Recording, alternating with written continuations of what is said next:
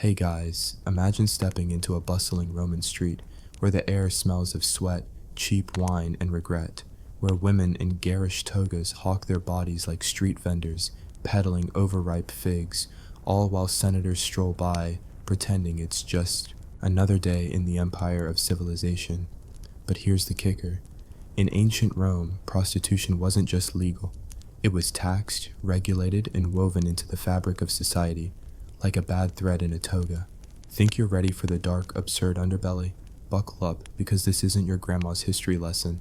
It's a sarcastic plunge into the nightmare where survival meant selling your soul, one denarius at a time. Before you get comfortable, please hit like and subscribe, but only if you truly enjoy what I do. Drop a comment telling me where you're tuning in from and what time it is for you. It's always fascinating to see who's joining us from around the world. Now dim the lights, maybe turn on a fan for that soft background hum, and let's dive together into today's journey. Ancient Rome, the eternal city, cradle of law, engineering marvels, and apparently the world's oldest side hustle turned full-time grind. Picture this, it's the height of the Republic, around 200 BC, and Rome's expanding faster than a politician's ego. Conquests bring in slaves by the boatload, wealth flows like the Tiber after a storm, and with all that testosterone-fueled triumph, what's a conquering hero to do? Build roads? Invent aqueducts? Nah, first things first, organize the sex trade like it's a public utility. Because nothing says Pax Romana like state-sanctioned brothels where the empire's underclass scratches out a living on their backs. Ironic, isn't it? The same folks who gave us democracy in the Senate also perfected the art of commodifying human desperation. But hey, at least they were efficient about it. Let's start with the basics, shall we? Prostitution in Rome wasn't some shadowy taboo. It was as out in the open as a gladiator's abs. Legal? Check. Taxed? Double check. Emperor Caligula even slapped a levy on it, because why not squeeze every last sestertius from the downtrodden? Men faced zero stigma for indulging. In fact, it was practically a rite of passage. Young lads hitting puberty, off to the lupanar, that's wolf den for brothel, because subtlety wasn't Rome's strong suit, to become a man. Meanwhile, the women, and sometimes men or boys, involved, they were the punchline to history's cruelest joke. Registered prostitutes called meretrices had to sign up with the Edels, those uptight city officials who probably got a kick out of the paperwork.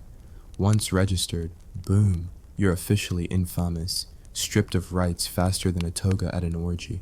No voting, no respectable marriage, no inheritance, just a lifetime of being society's human dumpster for desires. But, the absurdity ramps up when we talk types. Rome didn't just have prostitutes, they had a whole taxonomy, like classifying exotic birds, but with more venereal diseases. At the top, or should I say, the slightly less abysmal middle, were the meretrices, the earners, who operated in brothels or from home.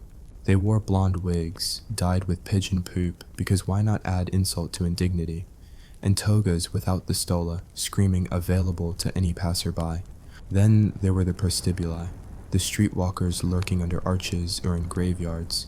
Yes, graveyards, because nothing spices up necrophilia light like banging amid tombstones. These bustuaria, or graveyard girls, doubled as mourners by day, prostitutes by night. Talk about a career pivot, from wailing over the dead to servicing the living deadbeats. And let's not forget the delicati, high-end courtesans who rubbed elbows and more with the elite. They might snag gifts, poetry, or even freedom if they played their cards right, but most ended up discarded like yesterday's amphora. Survival? Ha! What a laugh. These women, often slaves captured in wars, abandoned infants raised for the trade, or free-born down on their luck, faced a gauntlet of horrors that makes modern gig economy woes look like a spa day. Disease was the silent killer. Syphilis hadn't hit yet, but gonorrhea, herpes, and God knows what festered in those unwashed cells. No antibiotics, just herbal remedies that probably did squat. Pregnancy? A occupational hazard leading to back alley abortions with hooks and potions that could kill you faster than childbirth. And violence? Constant. Drunken clients, jealous rivals, pimps with fists like ham hocks. One wrong move and you're beaten, branded, or worse. Yet in this nightmare, there's absurd humor. Laws protected clients more than workers. Adultery was a crime for married women, but prostitutes? Fair game. And get this, upper-class ladies caught cheating could be forced into prostitution as punishment, their names slapped on the register like a scarlet letter on steroids. Because nothing teaches fidelity like mandatory sex work. Zoom in on a typical day, why don't we? Dawn cracks over the form, and our protagonist, let's call her Livia, a fictional composite of 1,000 forgotten souls, wakes in her cubicle, a dank hole in a lupanar smelling of stale sweat and regret. No cozy bed, just a stone slab with a straw mattress infested with lice that could start their own republic. She splashes water from a basin, hopefully not recycled from last night's escapades, and dons her uniform. A short tunic hitched up to show leg, makeup caked on like war paint. Lead-based, of course, because poisoning yourself slowly was the beauty. Standard. Blonde wig, check. High heels? Wait, no. Platform shoes called cothurni to make her tower over the competition, because height equaled allure in that twisted logic.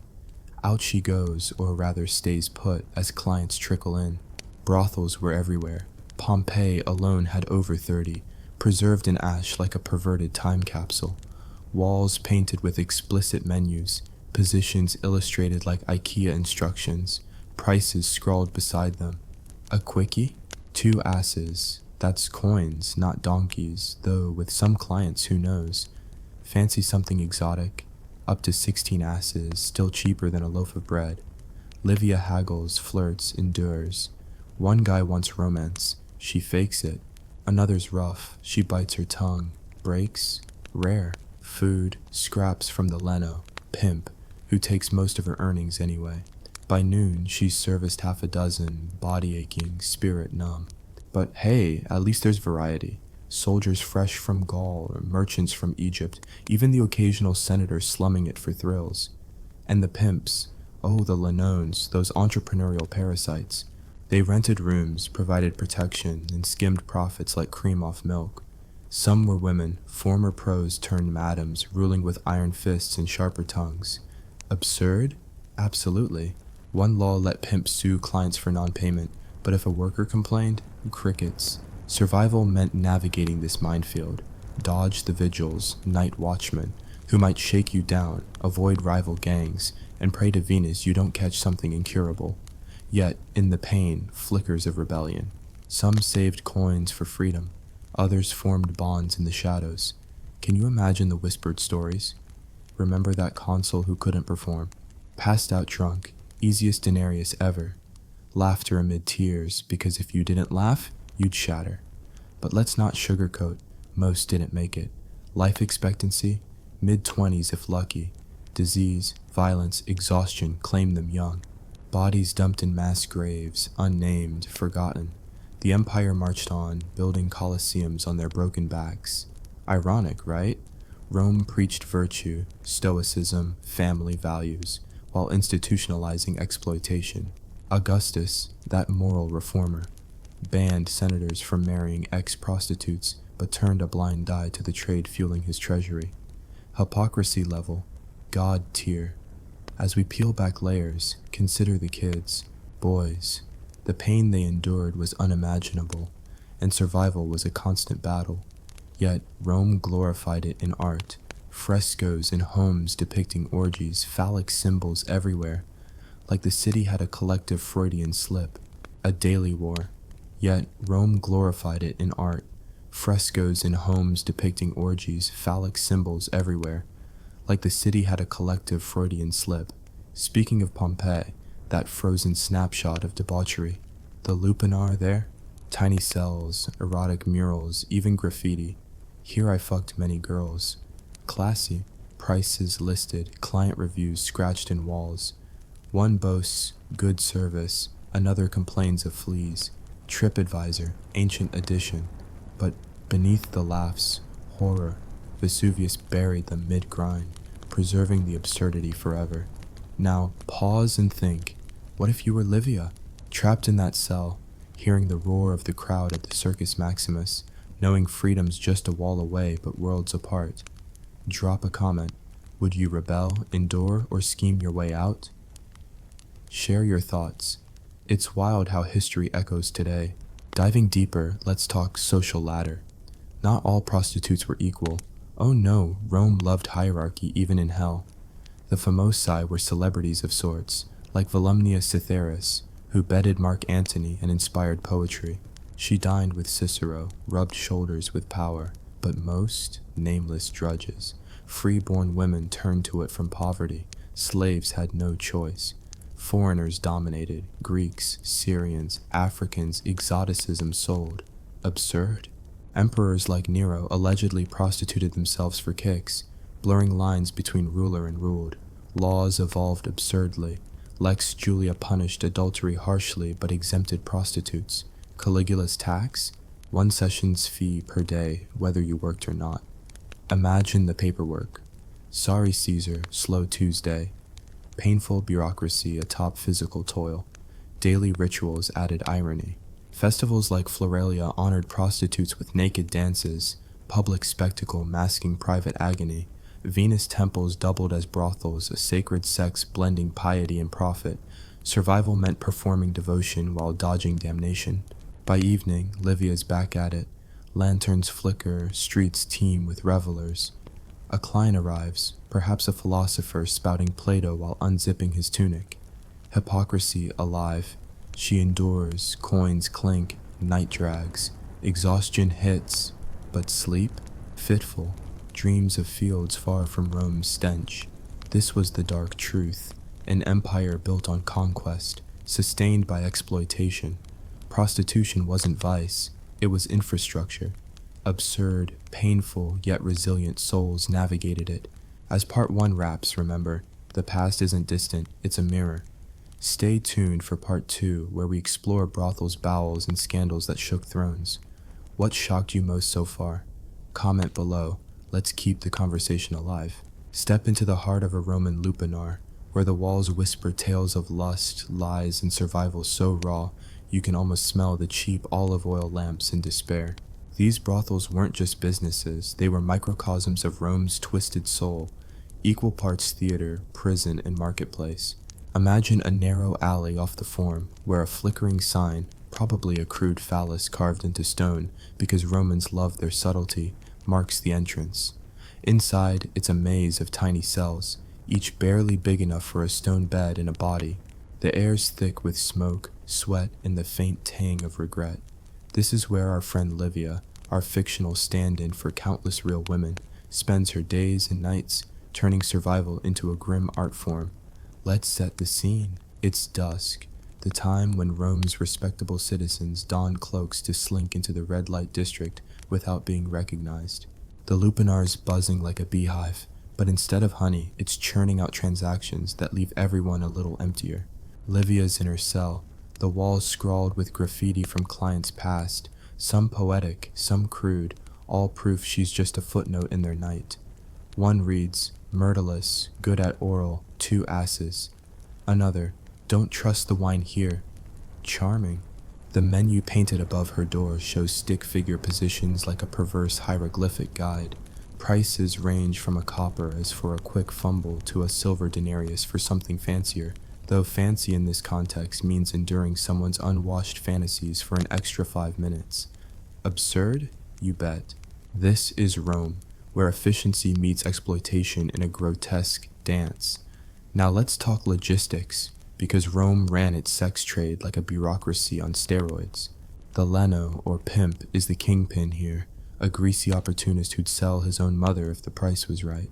He leases the brothel, pays off the vigils, Rome's night watch, who moonlight as extortionists, and keeps the girls in line with threats or the occasional crust of bread.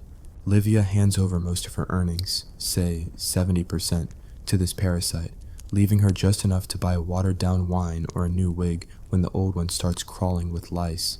The Leno's got a ledger, tracking every client, every coin, like he's running a butcher shop. And the law? Oh, it's on his side. If a client skips out without paying, the Leno can drag him to court. Livia, though? If she's beaten or robbed, the magistrates shrug.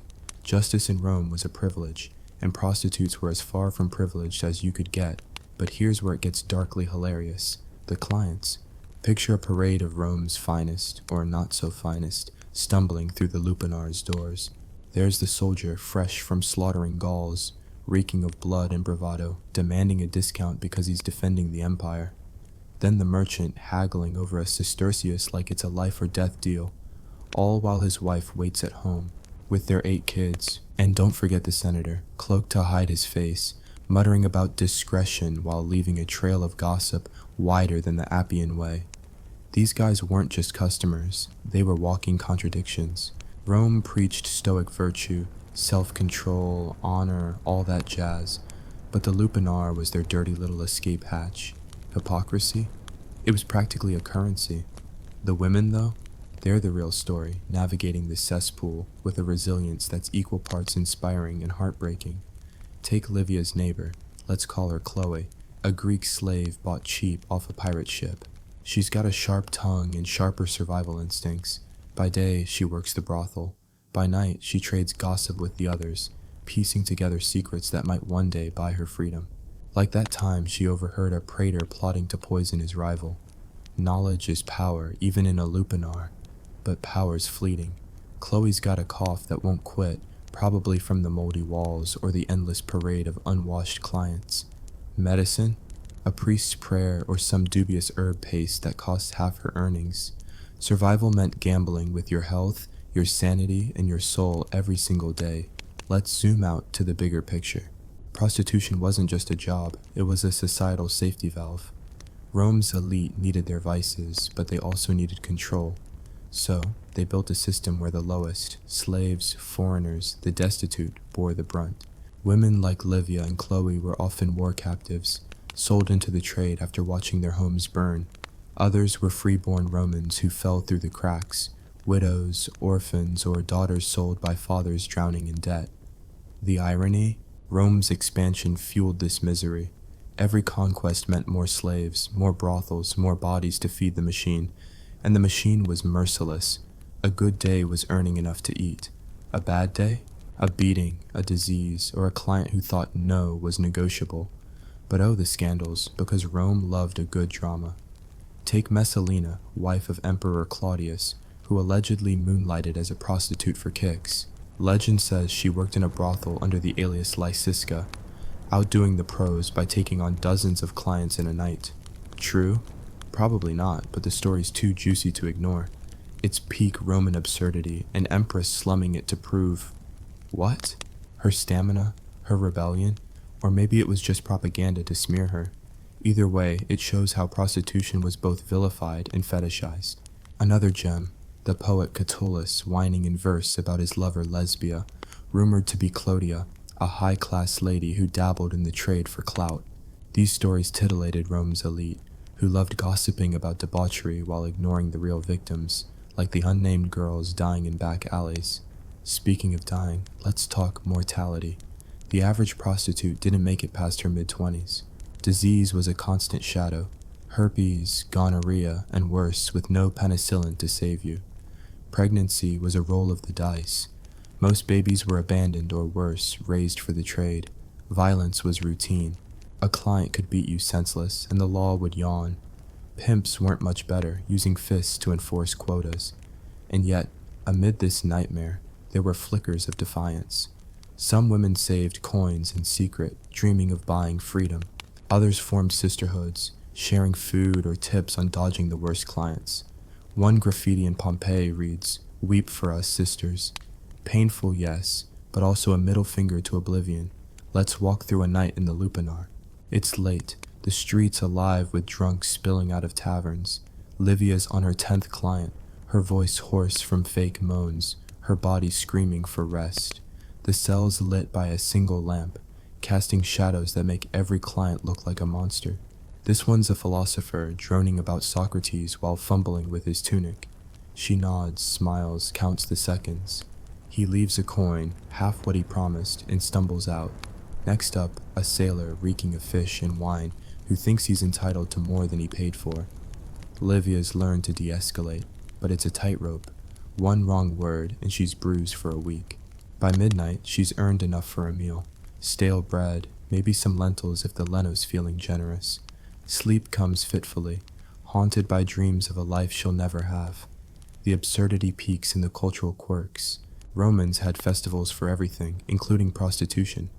During the Floralia, prostitutes danced naked in the streets, cheered by crowds who saw them as offerings to the goddess Flora.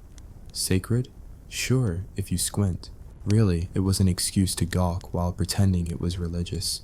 Temples of Venus doubled as brothels, blending piety with profit in a way that'd make a modern televangelist blush. And the graffiti, oh the graffiti. In Pompeii, one wall boasts, "I came, I saw, I climaxed." Another lists a girl's name with 5 stars. Yelp, Roman style. But each scratch in the stone hides a story of survival, of someone clinging to existence in a world that didn't care. Now, let's talk money, because Rome was nothing if not transactional. Prostitutes were taxed under Caligula's infamous levy, 1 sessions fee per day, whether you worked or not. Imagine Livia, after a slow night, scrambling to cover the tax or face a beating. The state got its cut, the Leno got his, and she got crumbs. Yet some women turned the tables. A few, like the legendary Priscia, used their charms to influence politics, pulling strings behind the scenes. Rare, but it happened. Power and powerlessness, an irony Rome perfected. As we wrap part 2, picture Livia at dawn, counting her coins, her body aching, but her eyes sharp. She's still here, still fighting. The empire's a machine, but she's a cog that refuses to break. What's your take? Could you endure her life for a single day? Drop a comment, share your thoughts, and tell me what part of this grim saga hit you hardest. Part 3's coming, diving into the elite's dirty secrets and the archaeological clues that expose Rome's hypocrisy. Stay tuned and keep those comments coming. Let's keep this history alive. Welcome to the glitzy, grimy upper echelons of Rome's sex trade, where the elite mingled with the exploited in a dance of power, lust, and laughable double standards. Picture the Palatine Hill, where senators and patricians sip Falernian wine in marble villas, pontificating about virtue while their togas hide stains from last night's discreet visit to a high-class courtesan. Up here, prostitution wasn't just a transaction. It was a status symbol, a political tool, and a scandal waiting to explode. But for women like our Livia, scraping by in the city's underbelly, the elite's games were just another layer of the nightmare she navigated daily. Rome's hypocrisy? Oh, it's about to get a toga-sized spotlight. Let's start with the so-called delicati, the high-end prostitutes who were less streetwalker and more strategic companion. These women, think of them as the influencers of ancient Rome, catered to the 1%, men with more gold than morals. They weren't huddled in lupanar cells. They operated from private homes or attended lavish banquets, where they'd charm consuls with witty banter before sealing the deal behind a curtain. Women like Volumnia Cytheris, a real-life freedwoman, were the rock stars of the scene. She bedded Mark Antony, partied with Cicero, and inspired poetry from lovesick poets like Gallus. Sounds glamorous? Sure, until you realize glamour came with a leash. These women were still infamous, legally scum, their freedom dangling on the whims of their powerful lovers. One wrong move, say rejecting a praetor's advances, and you're back in the gutter, or worse, dead. The absurdity hits peak Rome when you consider how the elite weaponized sex. Prostitution wasn't just pleasure, it was politics. A clever courtesan could sway a senator's vote or broker a deal faster than a bribe. Take Priscia, a courtesan who allegedly pulled strings for generals like Lucullus. She wasn't just arm candy, she was a fixer, whispering in the right ears while Rome's power players thought they were in charge. But the flip side? These women were pawns in a man's game. When the political winds shifted, they were discarded like used amphorae. The pain of survival here wasn't just physical, it was a mental chess match, where one bad move meant oblivion. Now, let's pivot to the archaeological goldmine that exposes Rome's split personality. Pompeii, that time capsule frozen by Vesuvius in 79 AD, is our star witness. The city's lupanar is famous, but dig deeper, and you find prostitution woven into every corner. Taverns, bathhouses, even private homes doubled as brothels. Wall paintings in suburban villas show explicit scenes, not hidden in back rooms, but proudly displayed in dining areas. Because nothing says classy dinner party like a fresco of a threesome, right? Then there's the graffiti, Rome's unfiltered diary. One scrawl in a Pompeii tavern reads, "I screwed the barmaid for 3 asses." Another lists a girl's name with a crude review. Fast, but pricey. It's Yelp for the depraved, and it's everywhere. Walls, latrines, even temple steps. Absurd? Hilarious? Sure, until you remember each scribble represents a real person suffering. The artifacts get darker. Excavations uncover tiny rooms with stone beds barely 5 feet long, where women like Livia worked. Some cells have iron rings embedded in walls. Restraints, maybe, or grim decorations. Pottery shards list prices or client names, a chilling ledger of exploitation. One haunting find, a child's skeleton in a Lupiner basement, likely an unwanted baby from a working girl. Rome's laws protected infants by banning exposure, but enforcement? Spotty at best. These women faced impossible choices. Keep a child you can't feed or abandon it and pray someone else takes pity. Survival wasn't just enduring clients, it was surviving your own biology in a world that didn't care. Back to Livia, our lens into this madness. It's midday and she's in her cell, the air heavy with the stench of cheap perfume and yesterday's wine. She's heard whispers of a festival tonight. Floralia, where prostitutes parade through the streets, half naked, to cheers from the same men who'll scorn them tomorrow. She dreads it, but it's a chance to earn extra, maybe enough to buy a new tunic or bribe the Leno for a day off. Her cellmate Chloe is coughing worse now, her face pale as the plaster walls. Livia slips her a crust of bread, a small act of defiance against the system that pits them against each other. They swap stories to stay sane. Chloe's latest client, a poet who paid in bad verse. Livia's run-in with a vigil who demanded a freebie. Laughter keeps the darkness at bay, but only just. The elite scandals add fuel to this fire. Take Clodia, the aristocratic femme fatale, immortalized as Lesbia in Catullus's poetry. She was accused of everything, adultery, incest, and yes, dabbling in prostitution for thrill or profit. Was it true? Maybe not, but the rumor stuck because Rome loved dragging its women through the mud. Or consider Julia, daughter of Augustus, exiled for her alleged affairs, some whispering she turned tricks despite her father's moral reforms. Augustus, that champion of virtue, rebuilt temples and banned senators from marrying ex-prostitutes, yet his tax collectors happily pocketed brothel profits. Irony so thick you could cut it with a gladius. Let's talk religion, because Rome's gods were as morally flexible as its citizens. Venus, goddess of love, was the patron saint of prostitutes, her temples doubling as pickup spots. During her festivals, sex workers were both worshipped and mocked, paraded as sacred, then discarded as trash. The Floralia's naked dances were a crowd pleaser, but for the women, it was just another shift, their bodies a public spectacle. Priests might bless them one day, then curse them as sinners the next. Sacred sex? More like sanctified exploitation. And the kicker, some temples ran brothels as side hustles because nothing honors the divine like a quick profit. Survival for Livia meant dodging more than just fists. Disease was a constant specter. Clients carried infections like badges of honor. No condoms, just amulets or prayers to Juno for protection. Pregnancy was a nightmare. Herbal abortions were risky, and midwives charged more than a week's earnings. Violence was ever present. A client could turn brutal. A pimp could snap. Even rival prostitutes might knife you over a stolen regular. Yet, amid this chaos, Livia's sharp. She's learned to read clients, spot the dangerous ones, flatter the rich ones. She's saving coins, hiding them in a crack in her cell's wall, dreaming of a stall in the market or a ship to anywhere but here. Absurd hope, maybe, but it's what keeps her going. The law, meanwhile, was a cruel joke. Prostitutes had no rights. Infamous status meant you were less than a citizen, barely above a beast. But the elite? Protected. A senator caught with a prostitute faced no penalty, but a married woman caught cheating could be forced into the trade as punishment.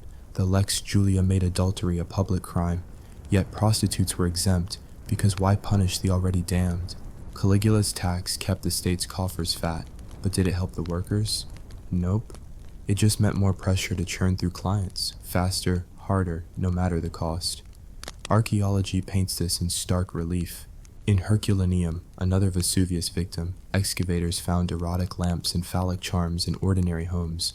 Proof sex was everywhere, celebrated yet shameful. One Pompeii brothel had a mural of Priapus, god of fertility, weighing his massive ego on a scale. Subtle. These artifacts scream Rome's obsession with sex, but also its cruelty. Every trinket tied to a real person's pain. A bronze mirror and a lupanar, etched with a woman's name, hints at someone who wanted to be remembered. Did she make it out? Doubtful. As night falls, Livia's back at work. The Floralia's in full swing, and she's in the street, forced to dance under torchlight while drunks leer. Her smile's painted on. Her feet ache in those ridiculous platform shoes, but she moves with purpose. Every coin gets her closer to freedom. A client grabs her arm, a wealthy equit with a cruel glint. She talks him down, spins a story, escapes with a denarius and her dignity intact. Barely. Back in her cell, she counts her stash. Almost enough for a bribe, maybe a new life. Chloe's cough echoes next door, a reminder time's running out. Rome's dark truth is this: prostitution wasn't a flaw in the system, it was the system. The empire thrived on exploitation, dressing it up as culture, religion, or necessity. The elite scandals, the graffiti, the buried bones, they all tell the same story. Power preys on the powerless. Yet, women like Livia fought back in small ways, stealing moments of laughter, hiding coins, surviving another day. What's your take? Could you outwit Rome's machine like Livia, or would it break you? Drop a comment. Tell me what shocked you most and where you're watching from. Part 4 is coming, where we'll uncover the final pieces, rebellions, ruins, and the legacy of Rome's forgotten women. Keep those comments rolling. Let's keep this saga alive. Here we stand, at the crumbling edge of Rome's empire, where the glitz of conquest masks a rotting core, and the women caught in its gears, like our Livia, fought to be more than footnotes in a history written by the victors. By now, you know the deal. Prostitution wasn't a sideline in Rome. It was the grease that kept the empire's wheels turning. But in this final chapter, we're diving into the sparks of defiance, the ruins that refused to stay silent, and the bitter irony of a legacy that both erased and immortalized these women. Spoiler alert, it's not a happy ending, but it's got enough grit and absurd humor to keep you hooked. Let's go. Picture Livia at dawn, her cell bathed in the weak light filtering through Rome's smog. Her hands are calloused, her eyes heavy, but there's a glint of something dangerous. Hope, maybe, or just stubborn refusal to break. She's been saving coins, stashing them in a crack in the wall, each one a tiny rebellion against the Leno who skims her earnings like a vulture picking at a corpse. Tonight, she's got a plan. Bribe a guard, slip out during the chaos of Saturnalia, and vanish into the Subura's alleys. Freedom's a long shot, but in a world where survival's a daily middle finger to fate, she's rolling the dice. This is where we find the first glimmers of resistance. Not grand revolts, but quiet, desperate acts that scream louder than any oration in the Senate. Rebellion in Rome's sex trade wasn't about storming the Forum with pitchforks. It was subtler, sneakier, and frankly, more badass. Women like Livia didn't have swords, but they had wits. Some hoarded earnings, bit by bit, to buy their freedom or a scrap of independence. A market stall, a one-way ticket to Ostia, anything but another night in the lupanar. Others used gossip as currency, trading secrets overheard from drunken clients. A courtesan might know which tribune was skimming taxes or which senator had a fetish for dressing as a gladiator. Knowledge was leverage, and leverage could mean survival. One story, probably apocryphal but too good to ignore, tells of a prostitute who blackmailed a praetor into freeing her by threatening to spill his secrets to his wife. True or not, it's the kind of audacity that makes you root for the underdog. But rebellion came at a cost. Get caught, and you're not just beaten. You're branded, exiled, or tossed into the Tiber with weights tied to your feet. The law was clear. Prostitutes were infames, barely human, and defiance was a crime against the order of things. Yet, the records, scant as they are, hint at sisterhoods in the shadows. Graffiti in Pompeii reads, "Sisters, hold fast," scratched next to a crude drawing of clasped hands. Another, in a lupanar cell, says, "We are more than they see." These women shared food, covered for each other during slow nights, even pooled coins to help one escape. It's heartbreakingly human, finding solidarity in a system designed to isolate. Drop a comment. What's the smallest act of defiance you've ever pulled against a stacked system? Let's hear it. Now, let's wander through the ruins, because Rome's stones tell stories the history books gloss over. Pompeii, Herculaneum, Ostia, these are more than tourist traps. They're time capsules of pain and absurdity. Take Pompeii's lupanar, with its narrow cells and explicit frescoes. Archaeologists found a sandal with a heel worn uneven, left behind by someone who paced endlessly, maybe waiting for clients or just dreaming of escape. In Ostia, a port city feeding Rome's appetites, a tavern floor mosaic shows a naked woman with the caption, "Bathe in bed." Classy. These artifacts aren't just relics, they're screams frozen in time. A clay lamp shaped like a phallus, a bronze coin with a prostitute's name etched on it, a shattered mirror in a brothel's corner.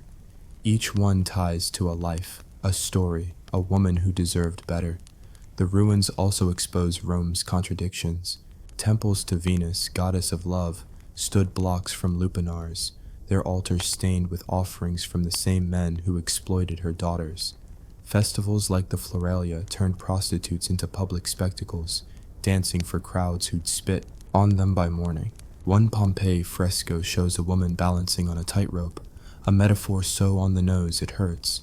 Survival was a performance, and one slip meant disaster. Excavations in Herculaneum uncovered a room with chains bolted to the wall, a grim reminder that some workers weren't there by choice.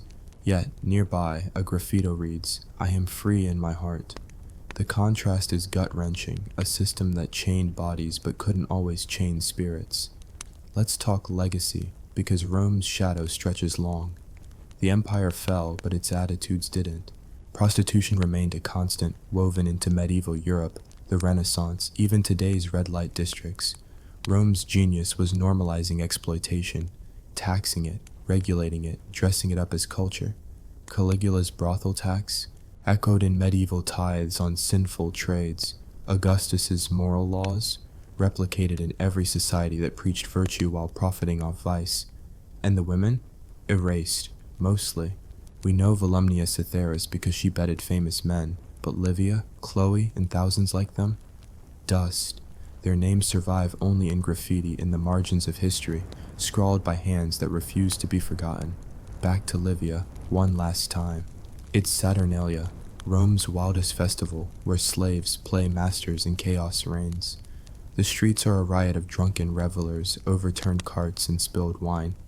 Livia's moment is now. She slips a denarius to the guard, a surly ex-legionary who looks the other way. Heart-pounding, she blends into the crowd, her blonde wig swapped for a hood. The Subura's alleys are a labyrinth, but she knows them, every corner, every shadow. She's got enough coins for a boat to Neapolis, maybe a new life as a seamstress or a healer. The odds are grim, runaways were hunted and freedom was fragile. But for the first time in years, she feels alive. Does she make it? History doesn't say, because history didn't care. But let's imagine her on that boat, wind in her hair, Rome shrinking in the distance. A small victory, absurdly fleeting, but hers. The pain of this legacy is its anonymity. We'll never know most of these women's names, their dreams, their final days. Disease took many. Syphilis wasn't around, but infections like chlamydia were rampant, untreated, deadly. Violence was a constant. A client's rage or a pimp's fist could end you. Life expectancy hovered in the mid-20s, and mass graves swallowed the nameless. Yet, their defiance echoes. A Pompeii graffito declares, "I lived, I loved, I was." That's the epitaph of thousands, proof they existed, even if Rome tried to erase them. The absurdity? Rome still celebrated as the pinnacle of civilization. Its aqueducts, its laws, its roads, all built on the backs of people like Livia. The Colosseum's roar drowned out their cries, but not completely. Every ruin, every scratch in the stone is a middle finger to oblivion. The elite scandals, Messalina's alleged brothel stints, Nero's rumored sexcapades, made headlines, but the real story is the resilience of the forgotten. They navigated a world that saw them as less than human, and some, against all odds, carved out moments of agency. As we close, picture Rome at its peak. Gleaming marble, roaring crowds, an empire that claimed eternity. Now, picture Livia, Chloe, and countless others, invisible but essential, their lives the mortar holding it together. The dark truth? Rome's glory was built on their pain. The irony? Their stories outlasted the empire, etched in stone, whispered in ruins. What's your final thought? Could you have found hope in Livia's shoes, or would Rome's machine have crushed you? Drop a comment, share your reaction, and tell me where you're watching from. This saga's done, but the conversation's just starting. Let's keep these forgotten voices alive. Hey guys, picture this. You're thrust into a roaring Colosseum, sand crunching under your feet, the crowd baying for blood like starving wolves, and your only weapon is a rusty sword against a beast twice your size. All because some emperor thought it'd make for good entertainment. But wait, the real dark truth? Gladiator fights weren't heroic battles. They were a brutal lottery of death, where slaves fought for scraps of freedom in a system rigged by Rome's elite, blending absurdity, agony, and the raw pain of survival in an empire that turned murder into a spectator sport. Before you get comfortable, please hit like and subscribe, but only if you truly enjoy what I do. Drop a comment telling me where you're tuning in from and what time it is for you. It's always fascinating to see who's joining us from around the world. Now dim the lights, maybe turn on a fan for that soft background hum, and let's dive together into today's journey. Ancient Rome, the city of marble wonders, aqueducts that defied gravity, and apparently a blood-soaked circus where human lives were cheaper than a loaf of bread. Gladiator fights, or munera as they started, weren't born from some noble tradition of valor. They kicked off as funeral games around 264 BC, when two sons honored their dead dad by making slaves hack each other to pieces. Because nothing says rest in peace like a backyard brawl turning into a public spectacle. Fast forward a few centuries, and these games ballooned into mega events, bankrolled by politicians chasing votes and emperors distracting the mob from their empty bellies. Ironic, isn't it? The same Rome that preached stoicism and civic duty built its entertainment empire on the backs of desperate men fighting for a crowd's thumbs up. Survival? A cruel joke, where the pain of a slashed gut was just the appetizer to the absurdity of dying for applause. Let's meet our protagonist. Call him Marcus, a fictional mashup of the thousands of forgotten souls who bled out in the arena. Picture him, a Gaul captured in some forgotten skirmish, ripped from his village, chained on a slave ship reeking of vomit and despair. He arrives in Rome, wide-eyed at the forum's grandeur, only to be sold like livestock at auction. Price tag? A few hundred sesterces, less than a decent mule. He's thrust into a ludus, a gladiator school that's basically a prison with swords. Wake-up call at dawn, gruel for breakfast, then drills under a lanista's whip. That's the head trainer, a profiteer who treats his athletes like disposable tools. Marcus learns to swing a nidus, net fighter gear, or wield a gladius, all while nursing bruises that never heal. The absurdity? These schools were like twisted academies with diets of barley porridge to bulk up. Gladiators were called hordeari, barley men, because nothing fuels a deathmatch like carbs. But the pain? Constant. Broken bones set poorly, infections festering in the heat, and the knowledge that tomorrow could be your last. Zoom in on a typical training day. The sun beats down on the ludus courtyard, dust choking the air as Marcus spars with a wooden sword against a hulking Thracian. Miss a parry? Lash from the whip. The lanista barks orders. Fight like you mean it, scum, or I'll feed you to the beasts myself. Survival means adapting fast. Learn the styles. Retiarius with net and trident, Secutor with heavy shield, each a absurd caricature designed for crowd-pleasing mismatches. Marcus's body aches, scars crisscrossing like a map of misery, but he pushes on. Why? A sliver of hope. Win enough fights and you might earn the rudies, a wooden sword symbolizing freedom. But stats? Grim. Most died young, mid-20s, their graves unmarked pits outside the city. The Empire glorified them in mosaics, beefy heroes slaying lions, but reality? Emaciated slaves begging for mercy. The games themselves? A nightmare wrapped in spectacle. It starts with the Pampa, a parade where gladiators march in gleaming armor, looking like gods but feeling like lambs to slaughter. The crowd, 50,000 strong in the Colosseum, roars, munching on snacks while betting on who will spill the most blood. Emperor in his box, thumbs poised like a god playing dice with lives. Marcus steps into the arena, sand hot under his feet, the metallic tang of old blood in the air. His opponent? A murmillo, armored like a tank. The fight's rigged for drama. Editors pair underdogs for upsets, because nothing thrills like an underdog's guts on the ground. Swords clash, sweat stings eyes, and every blow echoes the pain of survival. A gash here, a broken rib there. The crowd chants, "Ugula," slit his throat. If you're down. Mercy? Rare. Thumbs down means death, a quick slash or the infamous hammer to the skull. Absurd? Emperors like Commodus joined in, playing Gladiator for ego boosts, slaughtering animals or rigged opponents while the real fighters died for real. But, oh, the variety, because Rome couldn't just have sword fights. They needed absurdity on steroids. Noon executions, criminals thrown to beasts, naked and screaming, as lunch entertainment. Christians, rebels, anyone the state hated, torn apart by lions starved for days. Then venations, beast hunts where hunters, venators, faced elephants, tigers, even giraffes shipped from Africa at insane cost. Won games under Trajan, 11,000 animals slaughtered. Survival for these? Laughable. A bestiarius might poke a bear with a spear, only to be mauled mid-thrust. And Naumachie, mock sea battles on flooded arenas, ships ramming, men drowning in fake oceans. Thousands died in these, bodies floating like debris. The pain? Unimaginable. Imagine Marcus, after a win, watching a comrade ripped apart by a leopard, blood soaking the sand he'll fight on next. Socially? Gladiators were stars and scum in one breath. Infamous like prostitutes, no rights, but fans swooned. Women threw themselves at them. Scandalous affairs with senators' wives. Graffiti in Pompeii. Thraex is the sigh of girls. But reality? Isolated, branded, often castrated to prevent escapes. Survival meant fame's double edge. Win, get gifts, maybe a villa. Lose, oblivion. Emperors exploited this. Nero forced nobles to fight, blurring lines between elite and enslaved. Hypocrisy? Rome's elite decried violence while funding it to buy popularity.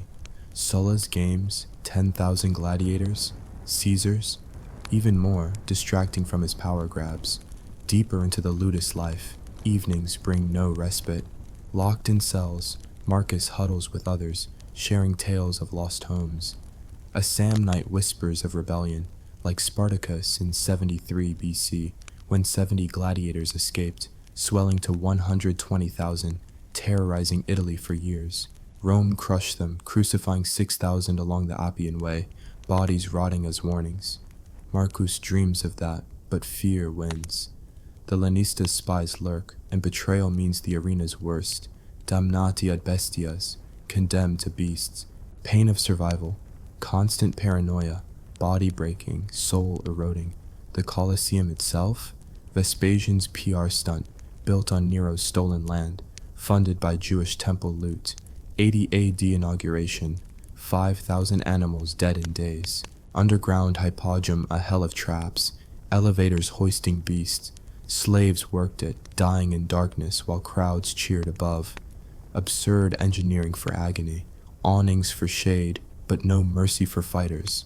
Women's role? Yes, female gladiators, Amazzoni, fought titillating crowds. Nero made noble women battle dwarfs. Survival same hell plus misogyny. Banned later, but scars remained. As part 1 ends, Marcus faces his first fight, heart pounding, crowd a blur. Will he survive? What's your bet? Comment. Thumbs up or down for Marcus. Share what shocked you. Beasts? Rebellions? Part 2 dives into infamous games, Emperor's madness. Stay tuned. Step into the Colosseum's arena, where the sand stained red. The air hums with the crowd's bloodlust, and our man Marcus grips his gladius like it's the only thing tethering him to life. It's 80 AD, the Flavian amphitheaters freshly opened, and Rome's elite are throwing games so extravagant they make modern Super Bowls look like a school play. These weren't just fights. They were Rome's twisted love letter to itself, proof of power, wealth, and a knack for turning human suffering into prime-time entertainment. But beneath the cheers and the glitter of armor lies a truth as dark as the hypogum's shadows. Survival was a rigged game, and the gladiators were pawns in an empire that worshipped death as much as it worshipped glory.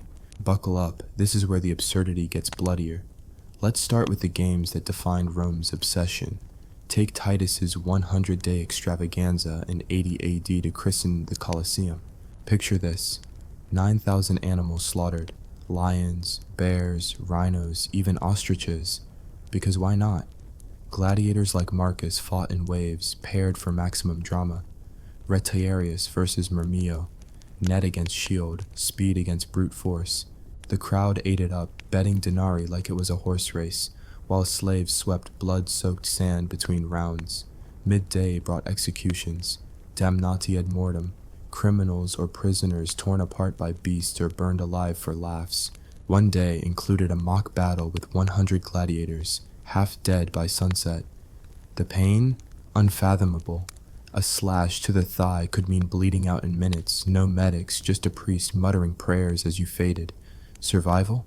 A coin toss, decided by a fickle crowd or an emperor's whim. Speaking of emperors, let's talk about the lunatics who dialed this madness to 11. Domitian, Titus's brother, loved his games dark, staging torchlit fights at night where gladiators battled half-blind, shadows making every move a gamble. He once threw a banquet where guests dined amid tombstones, a creepy nod to the arena's body count. Then there's Commodus, the emperor who thought he was Hercules reborn. This guy didn't just watch, he jumped into the arena, slaughtering ostriches with arrows and fighting gladiators in rigged matches. His opponents? Given dull blades to ensure the emperor's victory. Absurd? Oh yeah, imagine Marcus, a trained killer, forced to fake a loss to this cosplaying maniac while the crowd cheered their god emperor's bravery. The irony? Commodus's annex devalued the real gladiators' struggle, turning their life or death fights into a rich boy's ego trip. Back to Marcus sweating it out in the ludus, training's relentless, sun up to sundown, swinging weapons until his arms scream. The lanista, a greasy profiteer with a whip, drills them like soldiers, but there's no honor here. Gladiators are property, branded like cattle, their scars a resume of survival. Marcus's cellmate, a Dacian named Vero, tells tales of home, forest, freedom before the whip cuts him off. Food's barley gruel and stale bread, enough to keep you alive but not strong. Injuries, patched with rags and prayers. A broken finger might heal crooked, an infected cut could kill. The pain's not just physical, it's the dread. Every day, a messenger might call your name for the next games. Win, and you're a hero for a day. Lose? You're meat for the beasts or a body for the spoliarium, where slaves strip corpses for scraps. The game's logistics are a masterclass in organized chaos. Editors, rich sponsors, or magistrates planned every detail, from pairing fighters for maximum bloodshed to importing exotic animals. Want a crocodile? Ship it from Egypt. A hippo? Nubia's got you. Costs were astronomical, millions of sesterces, but emperors and senators footed the bill to buy votes or loyalty. The Colosseum's hippodrome, a labyrinth of tunnels and trapdoors, was an engineering marvel. Slaves worked pulleys to hoist lions into the arena, often crushed by machinery or mauled if a cage broke. Marcus might hear their screams below, knowing he's next. Absurdity peaks with the props, fake forests, painted backdrops, even artificial rain to mimic epic battles. It's Hollywood before Hollywood, but the blood's real. Let's talk crowd dynamics, because the mob was the real puppet master. Rome's citizens, plebs to patricians, lived for the games. Free entry, free food, a chance to feel like gods judging mortals. They'd scream mita for mercy or jugula for death, thumbs gesturing like they held the fate's scissors. Marcus, bleeding on the sand, might lock eyes with a baker or a senator, pleading silently. Mercy was rare. Crowds loved the kill, especially if you fought poorly. Women were the worst, hurling insults or swooning over a gladiator's sweat-soaked biceps. Some tossed jewelry or poems, others demanded blood. The pain of survival? Knowing your life hinged on a mob's mood swing. Then there's the beast factor. Bestiari, like gladiators but worse, faced animals trained to kill. Lions starved for days, bears goaded into rage, One record from Trajan's games, 11,000 animals dead over months. A bestiarius might get a spear, maybe armor, but often just rags. Survival rate? Near zero. Marcus, if unlucky, could be forced into this, tied to a post, a leopard charging. The crowd roared louder for beast kills, betting on how long you'd scream. Absurd? Pompeii graffiti brags. Lucius killed 3 boars, died to a bear. A life reduced to a betting slip. The social paradox is where it gets juicy. Gladiators were infamous, no rights, no respect, yet idols. Their faces adorned lamps, mosaics, even kids' toys. Women like Faustina, wife of Marcus Aurelius, allegedly slept with gladiators, sparking rumors about her son Commodus's paternity. Men envied their grit, poets wrote odes. But real life? Marcus lived in chains, his fame a cage. A win might earn wine or a night with a fan, but freedom? Rare. The Rudies was a myth for most. Maybe 1 in 100 earned it. Pain was constant, physical from wounds, mental from knowing you're a hero to a crowd that'll cheer your death tomorrow. Rebellions flared, though. Spartacus's ghost loomed large. His 73 BC revolt showed gladiators could shake Rome. Smaller uprisings happened, a ludus riot in Capua, crushed fast. Marcus hears whispers of escape, but the risk is crucifixion or worse. The Lannistas' spies are everywhere, and betrayal's common. Survival means silence, but the dream burns. Archaeology lays it bare. Pompeii's amphitheater, scarred with sword marks, holds graffiti. Creches, net fighter, heartthrob. A gladiator's helmet, bronze and battered, found in a ludus, speaks of endless fights. Bones in mass graves show fractures, stab wounds, lives cut short. One skeleton, a man in his 20s, had a lion's claw embedded in his leg. The pain's fossilized, but so's the defiance. Some wore amulets, tiny rebellions against fate. As night falls, Marcus prepares for a big game. He's fought once, survived, but tomorrow's a spectacle. 50 gladiators, beast, maybe a Naumachia. He sharpens his blade, prays to Mars, wonders if his village still stands. The crowd's roar echoes in his dreams, a reminder he's just meat for Rome's grinder. What's your call? Could you face the arena's chaos, or would fear win? Comment. What's the wildest part of this? Emperors fighting, beast hunts. Tell me where you're watching from. Part 3's coming, diving into the Colosseum's darkest secrets and gladiators' fleeting victories.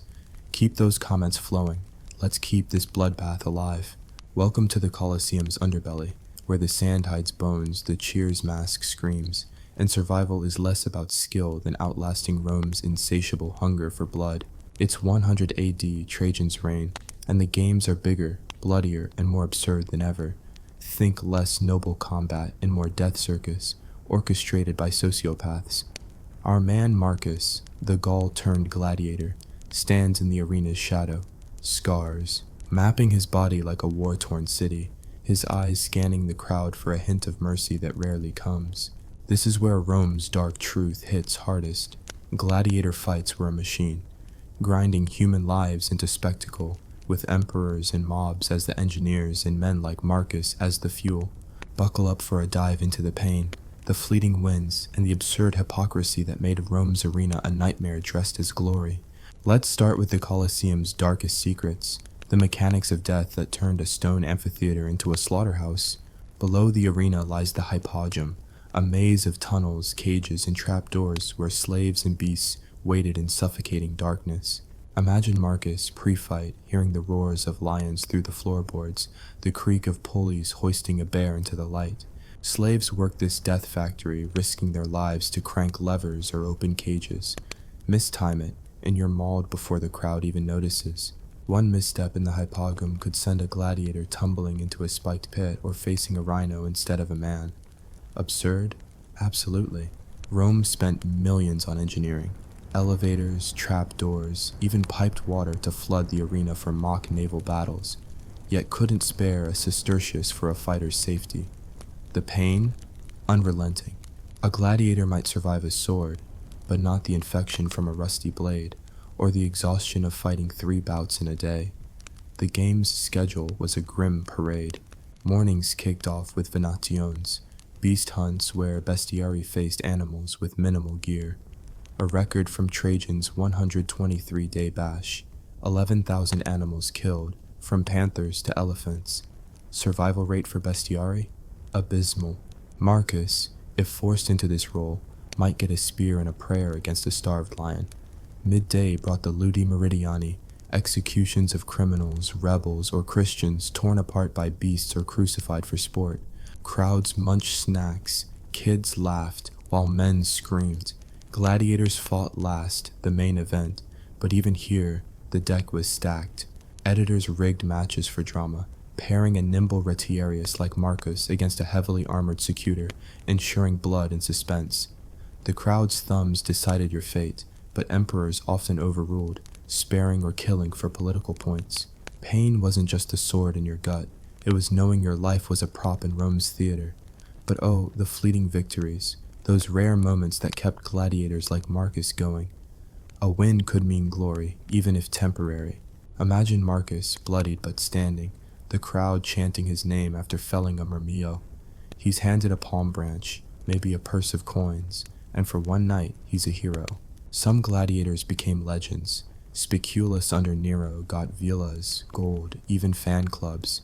Graffiti in Pompeii gushes, Crescent's net fighter makes girls swoon. But the irony?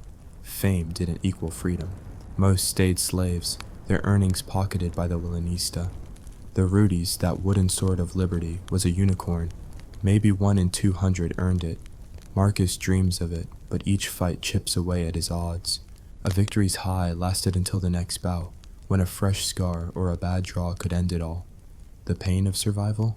Knowing glory was a leash, not a ladder. Let's talk emperors, because their madness fueled this carnage. Trajan, the good emperor, threw games so lavish they bankrupted provinces.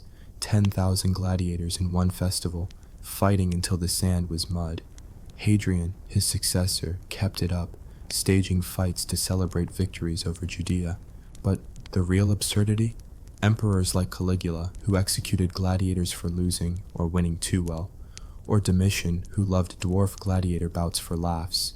These were men who could have stopped the slaughter, but instead dialed it up, tossing in Namachiae, sea battles where thousands drowned in artificial lakes.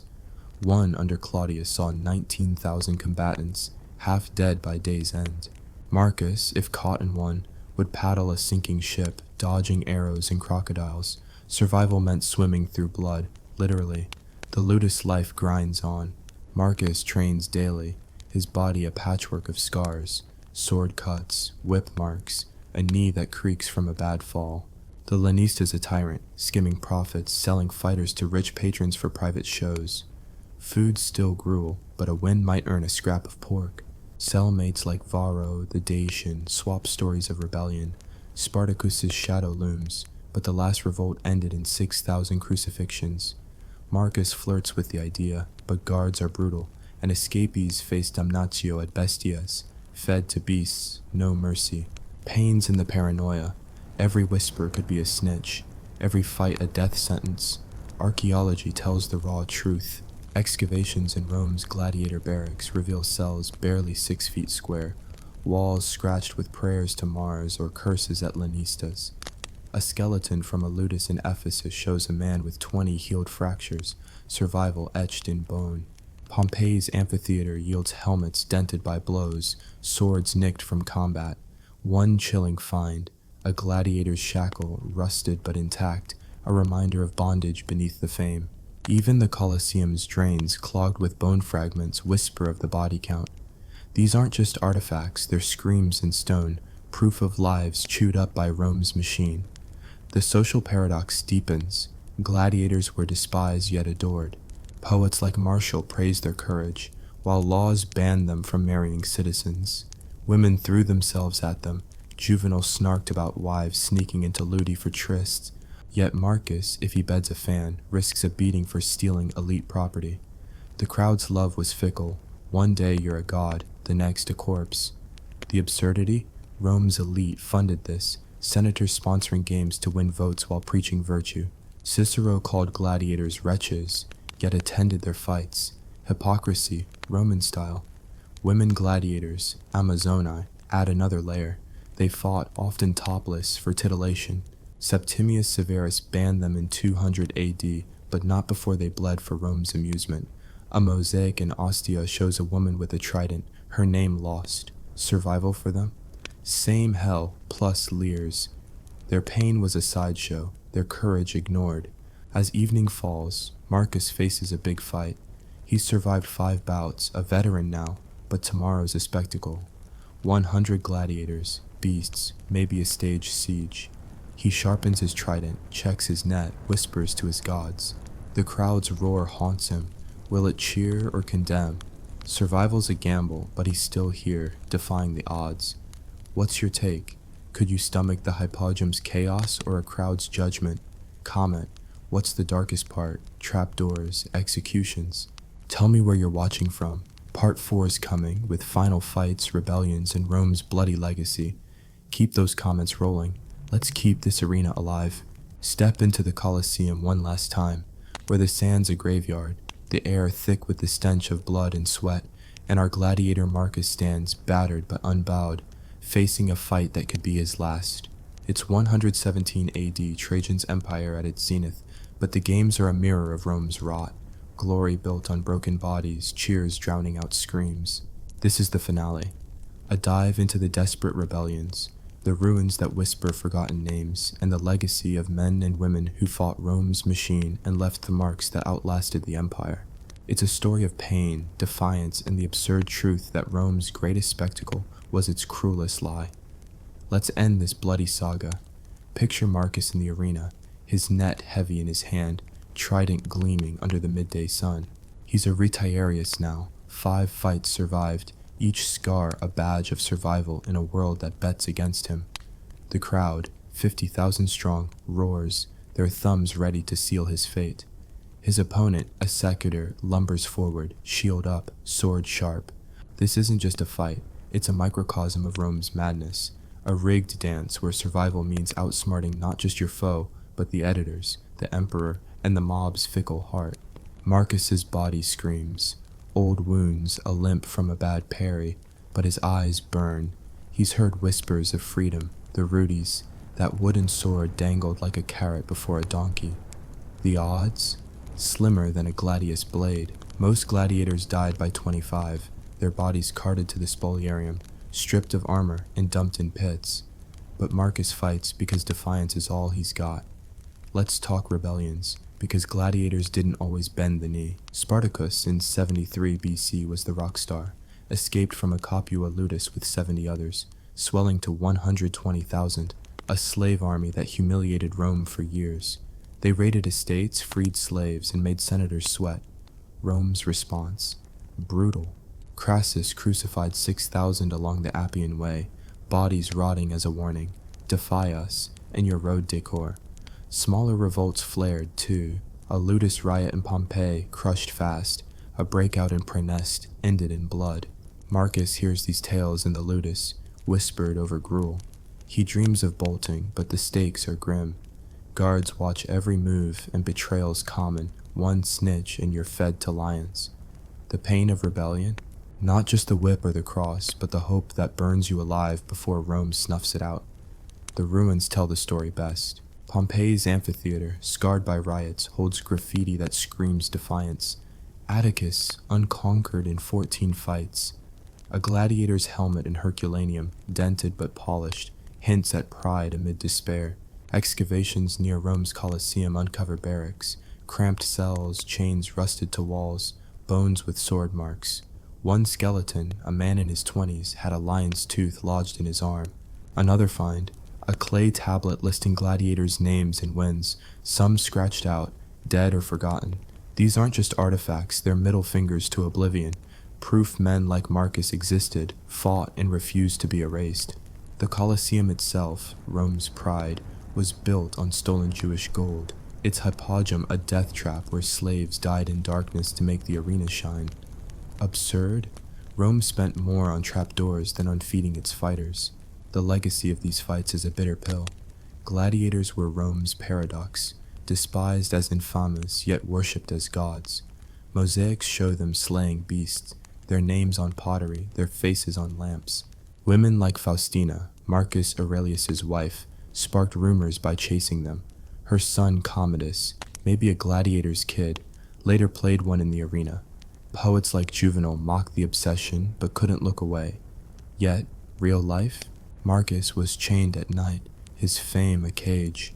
A win might earn a night of wine or a noble woman's bed, but freedom? A pipe dream. The Rudies went to maybe 1 in 200, and even then, many freed gladiators fought again, broke or coerced. The pain? Knowing your glory was alone, repayable in blood.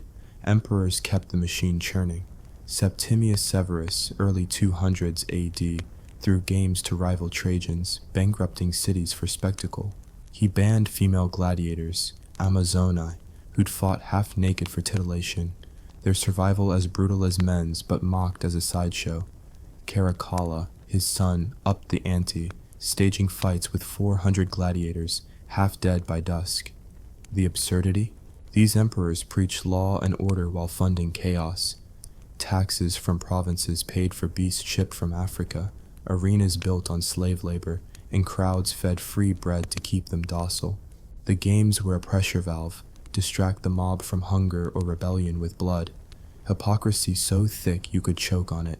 Back to Marcus one last time. It's a big game. Hadrian's birthday, 100 gladiators, beasts galore. Marcus survived yesterday, but today's a gauntlet. Fight a Thracian, then a bear if he wins. The crowd's electric, betting sesterces on his blood. He steps out, net twirling, trident steady. The secutor charges, their clash a blur of steel and sweat. Marcus lands a hit, blood sprays, the crowd roars. He's down but rises, net tangling his foe's legs. A desperate thrust and the secutor falls. Thumbs up? Thumbs down? Hadrian, in his box, flicks his hand. Mercy, for now. Marcus staggers off, alive but broken, knowing the bear's next. Survival's a cruel tease, each win buying hours, not years. The social cost lingers. Gladiators fueled Rome's economy. Ludi were businesses, Lanistas profiteers, emperors investors. A top fighter could cost 15,000 sesterces, a fortune, but his death was just another expense. Slaves, prisoners, even free volunteers filled the ranks. Poverty drove some to sign up, trading freedom for a shot at glory. The pain? Most were foreigners, Gauls or Thracians, Africans, their cultures erased, their bodies branded. The irony? Rome's civilizing mission glorified their slaughter. Archaeology seals the deal. A gladiator cemetery in York, England, shows men with bite marks, beasts or execution. A Pompeii fresco depicts a defeated gladiator, arm raised, begging for mercy that didn't come. A child's toy, shaped like a murmillo, proves even kids idolized this carnage. The Colosseum's drains, clogged with bone and ash, scream the body count. Yet some graffiti defies. I fought, I lived, carved by a hand that knew it might not last. Rome's legacy is its lie. The games lasted centuries, fading only when Christianity called them sin. But even then, executions replaced fights. The Colosseum stood, a monument to glory, but its real story is the bones beneath. Marcus, if he lives, might earn the Rudies, but most didn't. His name, like thousands, is lost, but his fight echoes in every ruin, every scar. Rome fell, but its knack for commodifying pain lives on. Think modern blood sports, reality TV, or any system that profits on suffering. As we close, picture Marcus, bloodied, standing tall, the crowd's roar fading. He's a ghost in Rome's machine, but he fought, he breathed, he was. What's your final call? Could you defy the arena's odds, or would it break you? Comment. What hit hardest? Rebellions, ruins? Tell me where you're watching from. This saga's done, but the conversation's alive. Keep it roaring. Hey guys, imagine waking up in chains on a dusty attic farm, your back striped from whips, forced to toil under a sun that mocks your dreams of freedom. All while philosophers like Aristotle sip wine and debate the natural order of enslaving you, because apparently some humans are just born to be tools with souls. But here's the dark twist. In ancient Greece, slavery wasn't a bug in the system. It was the engine powering the cradle of democracy, where free men voted on laws while owning humans like livestock, blending irony, absurdity, and the raw agony of survival in a world that glorified thought but crushed lives. Before you get comfortable, please hit like and subscribe, but only if you truly enjoy what I do. Drop a comment telling me where you're tuning in from and what time it is for you. It's always fascinating to see who's joining us from around the world. Now dim the lights, maybe turn on a fan for that soft background hum, and let's dive together into today's journey. Ancient Greece, the birthplace of philosophy, democracy, and theater, where toga-clad thinkers pondered the meaning of life while stepping over the broken bodies of slaves who made it all possible. Picture this. It's the 5th century BC. Athens is buzzing as the Golden Age under Pericles, building the Parthenon with marble quarried by chained hands, debating in the agora while ignoring the human chattel that fed, clothed, and built their utopia. Slavery wasn't some marginal evil. It was woven into the fabric of Greek society like olives in a salad. Essential, ubiquitous, and absurdly justified by the very minds we hail as geniuses. Aristotle called slaves living tools, natural inferiors destined to serve. Ironic, isn't it? The father of logic rationalizing ownership of humans as if they were plows with pulses. But for the slaves, war captives, debtors, abandoned kids, the pain was visceral. A daily grind of survival in a world that saw them as subhuman, their suffering the unspoken price of Greek glory. Let's meet our protagonist. Call her Irene, a fictional composite of countless forgotten souls, a Thracian woman captured in a border skirmish, ripped from her village, her family slaughtered or scattered. She's marched in chains to Athens, the school of Hellas, where she's auctioned off like a vase at market. Price? A few hundred drachmae, cheaper than a good horse. Her new master? A potter, middle-class Athenian, who sees her not as a person but as free labor to fire his kilns. Irene wakes before dawn in a cramped hut, straw mat infested with fleas, body aching from yesterday's labors. Breakfast? Stale bread and water, if lucky. Then the grind, kneading clay till her hands bleed, stoking fires that scorch her skin, all under the whip of an overseer who quotes Homer while cracking it. Survival? A tightrope walk, work too slow, get beaten, too fast, get more tasks. The absurdity? Her master votes in the assembly, championing freedom, while chaining her at night to prevent escape. Slavery's roots in Greece go deep, predating democracy. By Homer's time, 8th century BC, the Iliad and Odyssey casually mention slaves as war spoils.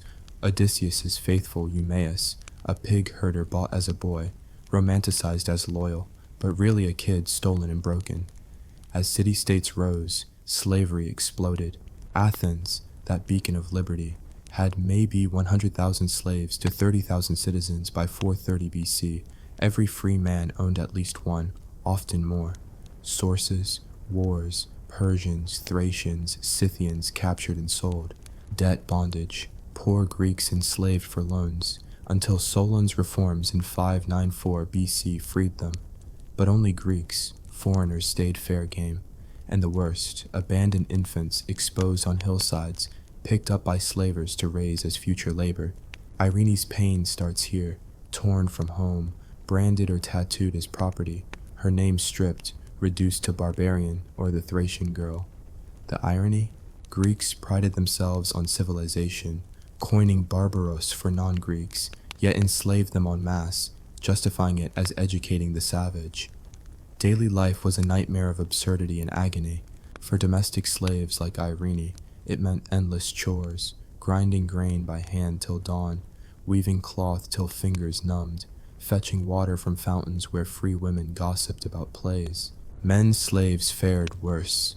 Mines at Lorien, silver fueling Athens' navy, where thousands toiled in dark shafts, chained breathing dust that killed lungs. Life expectancy? Months. Plato visited once, called it Elish, yet owned slaves himself. Farms, helots in Sparta, state-owned serfs bound to land, revolting periodically, crushed brutally. Sparta's Crypteia? Young warriors hunting helots for sport, thinning the herd. Survival meant dodging murder while tilling soil. The pain? Constant hunger. Slaves ate scraps, often barley mush, while masters feasted. Disease-ravaged cramped quarters, no medicine unless you were valuable. Violence, routine, whips, stocks, torture for crimes like looking a master in the eye. But oh, the cultural hypocrisy ramps up. Philosophers debated slavery's ethics. Aristotle said some are slaves by nature, unfit for freedom, while Alcidamas whispered, God made all free. Yet no abolition. Drama. Euripides' plays humanized slaves, showing their suffering, but audiences laughed or cried, then went home to beat theirs. Comedy. Aristophanes joked about lazy slaves, reinforcing stereotypes. Art. Vases depict slaves as caricatures, short, ugly, while Greeks are idealized. The absurdity? Democracy thrived on slavery. Citizens had leisure to vote because slaves did the work. Pericles' citizenship law, 451 BC, restricted to pure Athenians, excluding slaves and foreigners, ensuring a small elite ruled over masses of unfree. Irene's day drags. Mid-morning, she carries pots to market, head down to avoid leers. Slaves were sexual prey, raped without recourse. Law protected masters, not slaves. A damaged slave meant compensation to the owner, not justice. Afternoon, cleaning the house, scrubbing floors till knees raw, while her master hosts a symposium, debating virtue over wine poured by slaves. She overhears Socrates questioning truth, but for her, truth is pain, back striped from a lazy beating, spirit crushed but flickering. Survival tricks, feign obedience, steal scraps, whisper rebellions with other slaves. Bonds formed in shadows. Irene befriends a Syrian cook, sharing stories of lost homes, laughing bitterly at Greek superiority. The economy? Slavery powered it. Athens' wealth from Laurian mines, 20,000 slaves, mostly war captives, dying for silver that built the fleet defeating Persia at Salamis. Trade, slaves imported from Black Sea, sold in Piraeus markets like goods. Sparta's entire system rested on helots farming while citizens trained for war. Without slaves, no phalanx, no empire. Ironic, Greeks fought for freedom against Persia, yet enslaved more than any foe. Persian slaves had rights, Greek ones, none. No manumission easy. Rare, costly, and even freed slaves owed duties. Social layers added absurdity. Not all slaves equal. Skilled ones, teachers, doctors, lived better, sometimes earning to buy freedom. Public slaves managed records, almost respected, but most, chattel. Children born to slaves, automatic property raised for labor. Families torn apart at whim. Irene's child, if she has one, sold away.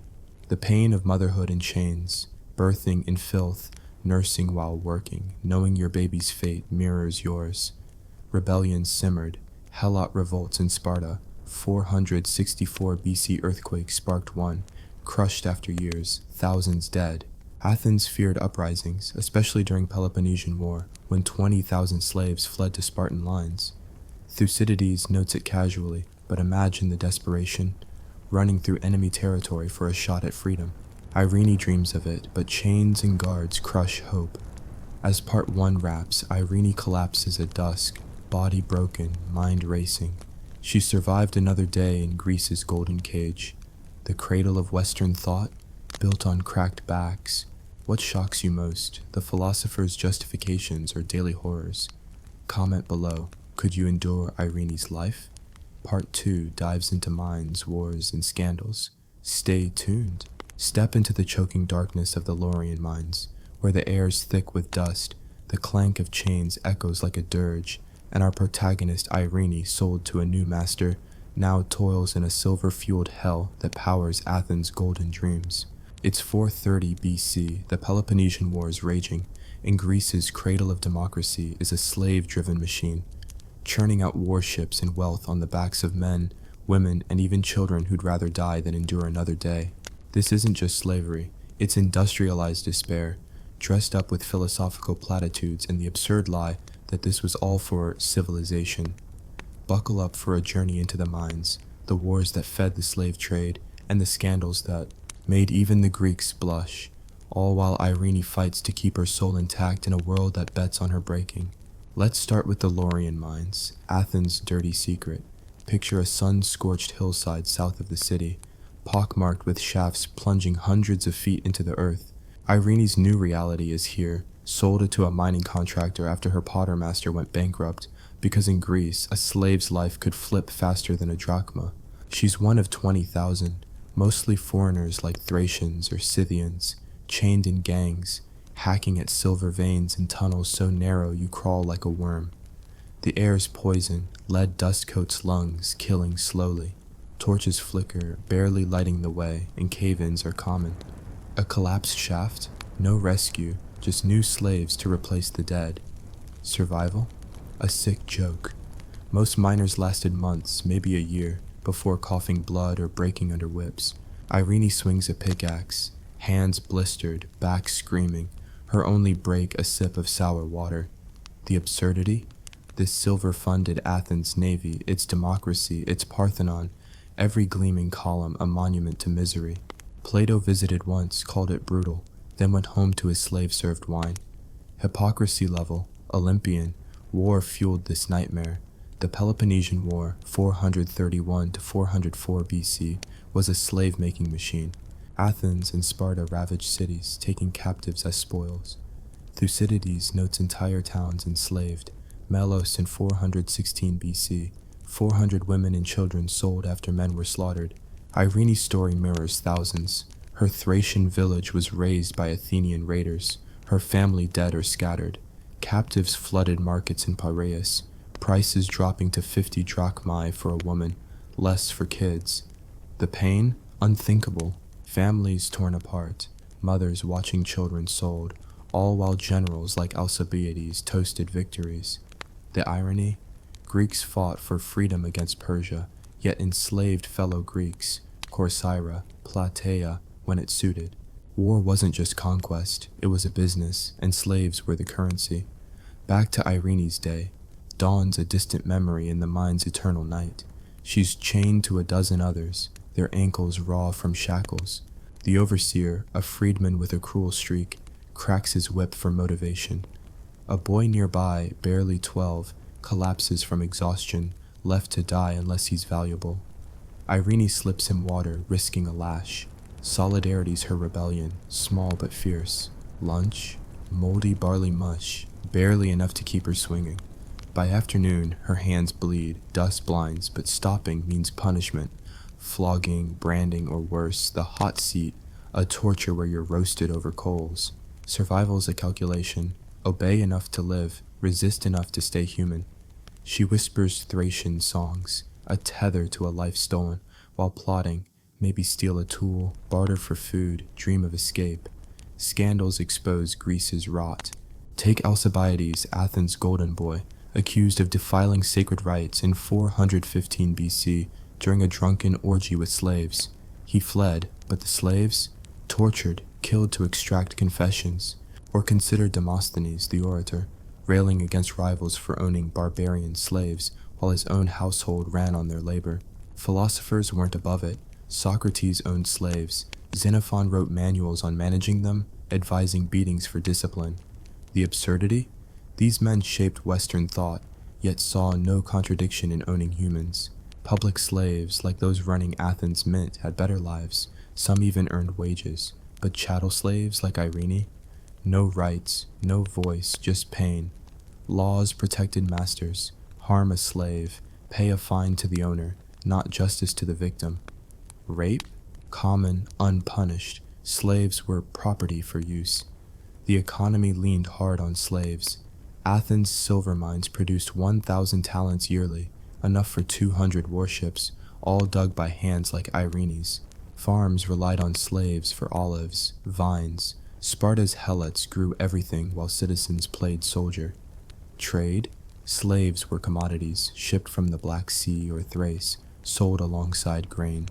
Without them, no triremes, no temples, no golden age. The irony? Athens' democracy gave citizens leisure to debate, because slaves did the grunt work. Pericles' speeches on liberty, delivered to men who owned men, women, children. Even the agora, heart of civic life, was built and cleaned by slaves. Socially, slavery was a hierarchy of horrors. Skilled slaves, scribes, tutors might live decently, even buy freedom, but most were chattel, branded or collared, their humanity stripped. Helots in Sparta faced annual declarations of war, legalizing their murder by young warriors. In Athens, slaves testified only under torture. Truth meant pain. Children born to slaves, property, raised for labor or sold. Irene, if pregnant, faces a grim choice. Birth in chains, her child taken, or risky herbs to end it, maybe killing her too. The pain's not just physical, whips, hunger, but mental, knowing you're a tool, your life disposable. Rebellions flickered but rarely won. Sparta's helots revolted in 464 BC after an earthquake. Thousands fled to mountains, fought for years, crushed by Sparta's war machine. Athens saw smaller uprisings. During the Peloponnesian War, 20,000 slaves defected to Sparta, crippling minds. Irene hears these tales from a new miner, a Scythian whispering of a planned breakout. Risky, escapees faced crucifixion, branding, or recapture. Yet, hope burns. She hides a shard of rock, sharp enough to cut rope, a tiny act of defiance. Archaeology bears the truth. Lorians' mines yield shackles, broken tools, skeletons with crushed skulls, slaves who didn't make it. Athenian vases show slaves grinding grain, faces blank while citizens lounge. A mass grave near Piraeus holds dozens, likely war captives, their bones telling stories of malnutrition, violence. One find, a clay tablet listing slaves' names, some scratched out, dead, sold, gone. These are screams in stone, proof of lives erased. As night falls, Irene's back in her cell, a dirt-floored hole. She survived another day, lungs burning, hands raw. The Scythian whispers plans, steal a guard's key, run at dawn. She's torn, join and risk death, or stay and die slowly. Her song hums low, a Thracian lullaby keeping her soul alive. What's your take? Could you endure the mind's darkness or plot a desperate escape? Comment, what shocks you? Wars, slave markets, philosophers' hypocrisy. Tell me where you're watching from. Part 3's coming, diving into Athens' darkest corners and slaves' fleeting winds. Keep those comments rolling. Let's keep this saga alive. Step into the suffocating shadows of Athens' underbelly, where the air smells of sweat, fear, and the bitter irony of a city that sings of liberty while chaining half its people. It's 415 BC, the Peloponnesian War is dragging on, and our Thracian slave Irene, now back in the city after a stint in the Lorian mines, toils in a wealthy Athenian's household, her body scarred, her spirit battered but unbroken. This is Greece at its most hypocritical, a land of soaring oratory and brutal exploitation, where philosophers debate justice while slaves like Irene endure a daily gauntlet of pain just to survive. We're diving into the darkest facets of slavery, domestic horrors, sexual exploitation, and the flickers of rebellion that lit up the gloom, plus the archaeological scars that scream what texts won't. Buckle up for a ride through absurdity and agony, where survival was a defiance of a system designed to destroy. Picture Irene and her master's oikos, a sprawling house in Athens' Kerameikos district, where the elite sip wine and plot politics while she scrubs floors until her knees bleed. Domestic slavery sounds cushy compared to the mines, but don't be fooled. It's a different kind of hell. She wakes at dawn, no longer in a mine's darkness, but a cramped storeroom, sleeping on straw that crawls with vermin. Her days a blur of tasks, grinding barley for hours, hands grinding to calluses, weaving cloth till her fingers cramp, fetching water from the fountain, dodging leers from free men who see her as prey. The master's wife, a sharp-tongued matron, watches like a hawk, ready to whip for a spilled drop or a slow step. The pain? Relentless. Hunger's constant.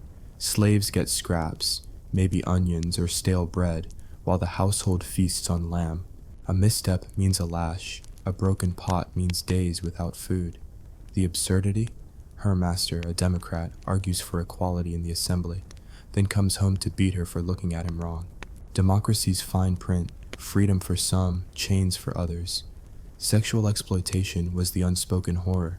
Slaves like Irene were fair game, male, female, child, didn't matter. Masters, their sons, even guests could take what they wanted.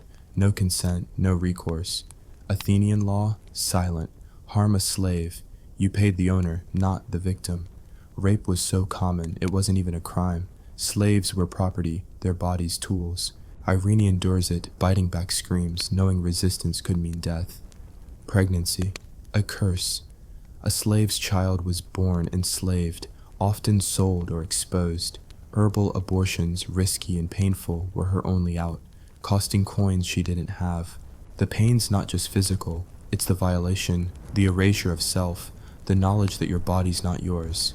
Yet, Irene's sharp. She learns to read her master's moods, dodge his worst guests, trade favors with other slaves for protection. Survival's a chess game, and she's playing with no pieces. The scandals expose Greece's rot. Take the Hermae affair. 415 BC, Alcibiades and his cronies, drunk on power and wine, allegedly smashed sacred statues in Athens. Slaves were tortured for testimony, some killed, others sold off. Why? To protect the elite's reputation while sacrificing the powerless. Or consider the philosopher Anaxagoras, preaching cosmic order while owning slaves who cleaned his house. Even Socrates, the moral gadfly, kept slaves, questioning everything except their bondage. The irony? These thinkers shaped Western ethics, yet saw no issue with humans as property. Comedy plays, like Aristophanes, mock slaves as lazy or cunning, cementing stereotypes. Xanthias in Frogs is a punchline, not a person. Meanwhile, tragedies like Euripides' Trojan Women showed captive women suffering, but audiences wept then went home to their own slaves. Absurdity so blatant it's almost funny, if it weren't so brutal. Archaeology lays bare the truth. Excavations in Athens' Agra uncover slave quarters, tiny windowless rooms, some with iron rings for chains. A ceramic shard lists slave names, half erased, their fates unknown. In Lorien, mine shafts yield skeletons, wrists bound, skulls cracked, slaves who died mid-swing. A mass grave near Piraeus holds 79 bodies, likely war captives, malnourished, bones showing whip marks. One find, a child's toy, a clay horse, clutched by a skeleton in a slave barrack, a heartbreaking hint of stolen childhoods. Vases depict slaves at work, carrying water, tending looms, always smaller, hunched as if their humanity's diminished. These artifacts aren't just relics, they're screams in clay and bone, proof of lives ground to dust. Rebellions were rare but fierce. In Athens, small acts, stolen food, hidden tools, were daily defiance. Irene in the household slips a crust to a weaker slave, risks a beating to sing Thracian songs, keeps a shard to cut ropes one day. Larger revolts? Riskier. During the Peloponnesian War, 20,000 slaves fled Athens to join Sparta in 413 BC, crippling the mines. Thucydides calls it a blow to Athens' economy, but for slaves it was a desperate sprint to freedom, often ending in recapture or death. Sparta's helots were bolder. 464 BC saw thousands rise after an earthquake, fighting for years before Sparta's warriors crushed them. Irene hears whispers of a plot in her master's house, slaves planning to slip out during a festival. She's tempted, but the penalty's grim. Crucifixion, torture, or sail to worse fates. Survival means weighing hope against horror. The economy leaned on slaves like a crutch. Athens' navy, pride of the Delian League, sailed on silver from Lorien's slave-dug mines. Farms fed cities because slaves tilled fields, harvested olives, pressed wine. Markets thrived on slave labor. Potters, tanners, builders, all enslaved. Without them, no Acropolis, no temples, no golden age. The irony. Citizens boasted of self-reliance while depending on those they despised. Sparta was worse. Helots outnumbered citizens 10 to 1, farming while Spartans trained to kill them. Xenophon's advice? Keep slaves busy to prevent revolt. Efficiency and oppression, Greek style. Socially, slaves were a paradox, essential but invisible. Skilled slaves, scribes, accountants, might earn respect, even freedom, but chattel like Irene? Subhuman. Laws banned slaves from gymnasia, theaters, even speaking in court unless tortured. Families, ripped apart. Irene's friend, the Syrian cook, mourns a son sold to Crete. No hope of reunion. Manumission existed, rare, costly, and conditional. Freed slaves owed duties never truly equal. The pain? Knowing your life, your children's lives, are pawns in someone else's game. As dusk falls, Irene's scrubbing pots, the household asleep after a symposium. She overhears her master plan a Sicily invasion. More war, more slaves. Her hands shake, not from cold, but rage. She hides a coin, stolen from a guest's purse, dreaming of a boat to anywhere. The Syrian whispers of the festival escape, dangerous, but tempting. Survival's her rebellion, each breath a spit in Athens' face. What's your call? Could you plot escape or endure Irene's grind? Comment, what hits hardest, sexual horrors, philosophical hypocrisy? Tell me where you're watching from. Part 4 is coming, with final rebellions, ruins, and Greece's bitter legacy. Keep those comments flowing. Let's keep these voices alive. Welcome to the final act of ancient Greece's grim farce, where the marble of the Parthenon gleams, the agora hums with free men's chatter, and our Thracian slave Irene clings to a flicker of defiance in a city that sees her as less than the dust beneath its sandals. It's 404 BC.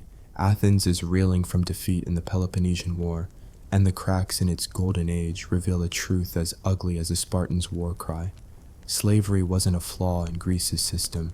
It was the foundation, propping up democracy, philosophy, and art with the blood and bones of millions. This is the endgame, a plunge into the last rebellions, the archaeological scars that scream of erased lives, and the legacy of a civilization that preached freedom while forging chains. Buckle up for a tale of pain, resilience, and absurdity that echoes louder than any orator in the Knicks. Picture Irene in the heart of Athens, her hands raw from scrubbing her master's pots, her back striped from a whip that punishes her for existing. She survived the mines, endured the household's daily horrors, and now, in the chaos of a war-lost city, she senses a chance. A festival, Dionysia, where the streets will swarm and guards might slip. Her cellmate, the Syrian cook, whispers of a plan. Steal a cloak, slip into the crowd, find a ship in Piraeus. Freedom's a fantasy, but Irene's got a stolen drachma and a shard of pottery sharp enough to cut rope. Survival's her rebellion, each breath a spit in the face of a system that bets on her breaking. But the stakes are brutal. Escapees face crucifixion, branding, or sail to a worse fate. This is where we find the last sparks of defiance. Not grand revolts, but quiet, desperate acts that scream louder than any Spartan phalanx. Rebellions in Greece were like sparks in a dry field, fierce, fleeting, and crushed fast. Sparta's helots were the boldest, rising in 464 BC after an earthquake shook their chains loose. Thousands fled to the hills, fought for years, built forts on Mount Ithome. Sparta's warriors, trained from birth to kill, ground them down, slaughtering thousands. Athens saw smaller acts, slaves sabotaging looms, stealing grain, or running during war's chaos. In 413 BC, 20,000 slaves fled Athens' mines to join Spartan lines, a mass exodus that gutted the city's silver supply.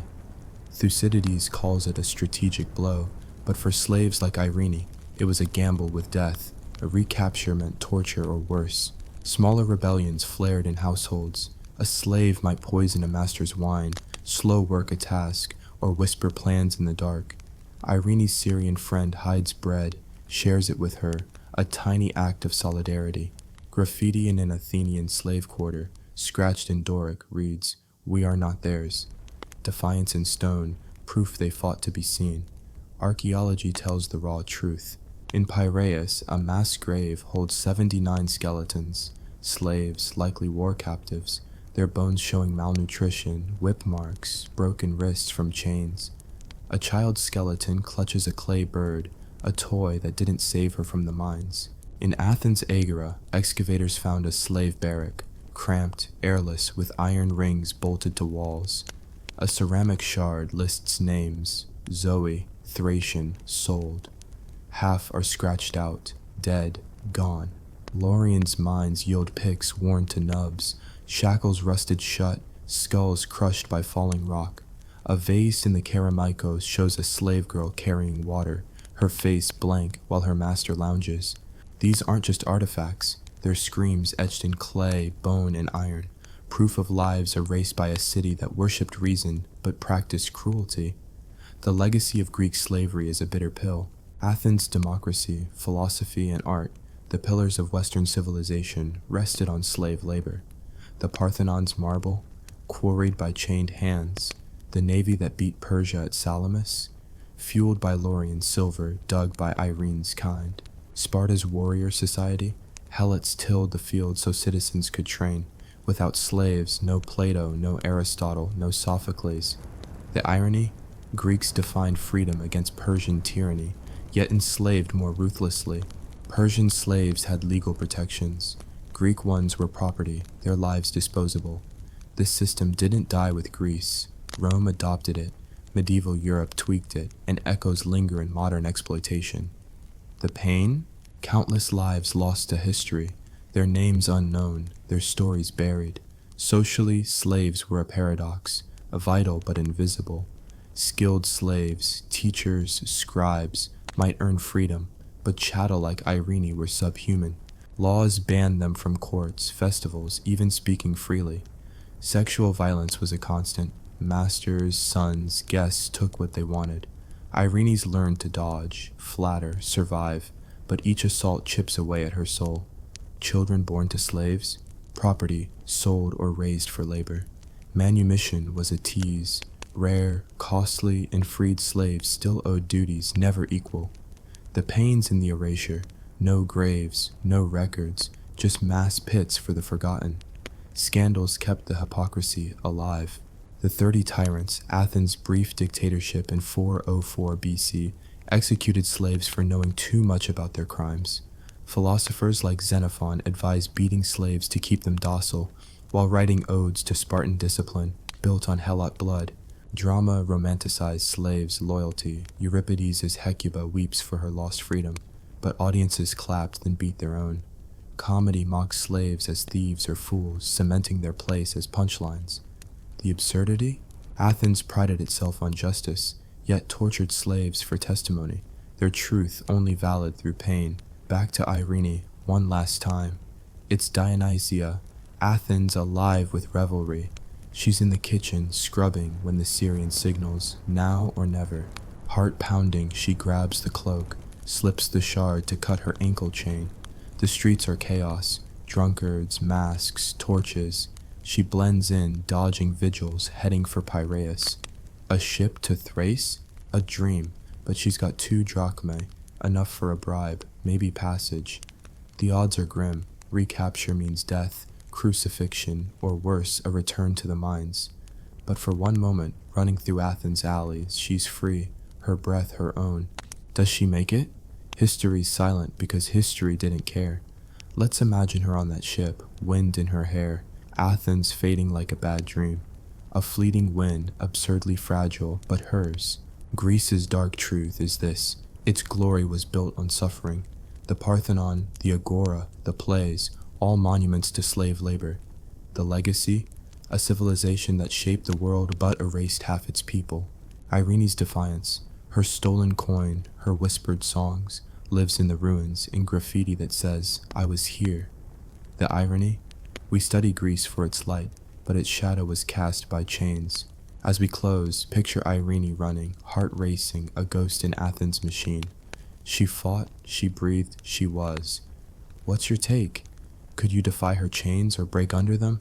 Comment, what hits hardest? Rebellions, ruins. Tell me where you're watching from. This saga's done, but the conversation's alive. Keep it burning. Forget everything you know about a knights in shining armor, gallant steeds, and the so-called chivalry of the Middle Ages. Erase those images from your mind, the ones painted by Hollywood and romantic novels. Instead, picture this: a battlefield churning with mud, blood, and the screams of dying men. And in the midst of this symphony of slaughter, a warrior, barely 4 feet tall, swings a rusty sword that's almost as big as he is. His armor is a mismatched collection of hand-me-downs, and his face, caked in grime, is that of a 10-year-old. This isn't a flight of fantasy, a grim dark fairy tale. This is the historical reality. the dark, inconvenient, and frankly absurd truth of the child soldiers of the Middle Ages. You see, the medieval world wasn't just a tough place to be an adult. It was a ridiculously dangerous, often comically tragic, and brutally short experience to be a child. And for thousands of them, their childhood was cut short not by plague or famine, but by the cold, hard steel of a battlefield they were never supposed to be on. So buckle up, because we're about to take a deep dive into one of history's most overlooked nightmares, a story so bleak it's almost funny. Almost. Let's get one thing straight. In the grand, chaotic tapestry of medieval warfare, there was no such thing as a "Do Not Draft Children" poster. The modern concept of childhood as a protected, innocent phase of life simply didn't exist. You were an infant, a child, and then, almost overnight, you were a miniature adult, with all the delightful responsibilities that entailed, like back-breaking labor, arranged marriages, and, of course, the ever-present possibility of being handed a pointy stick and told to go poke some foreigners. The line between child and adult was blurry, drawn in the sand and frequently washed away by the tides of war, plague, and relentless grinding poverty. The moment a boy could lift a hay bale, he was considered useful for labor. The moment he could lift a sword, he was considered useful for war. It was that simple, that brutal. The entire social structure of feudalism was essentially a pyramid scheme of violence, and everyone, regardless of age, had a part to play.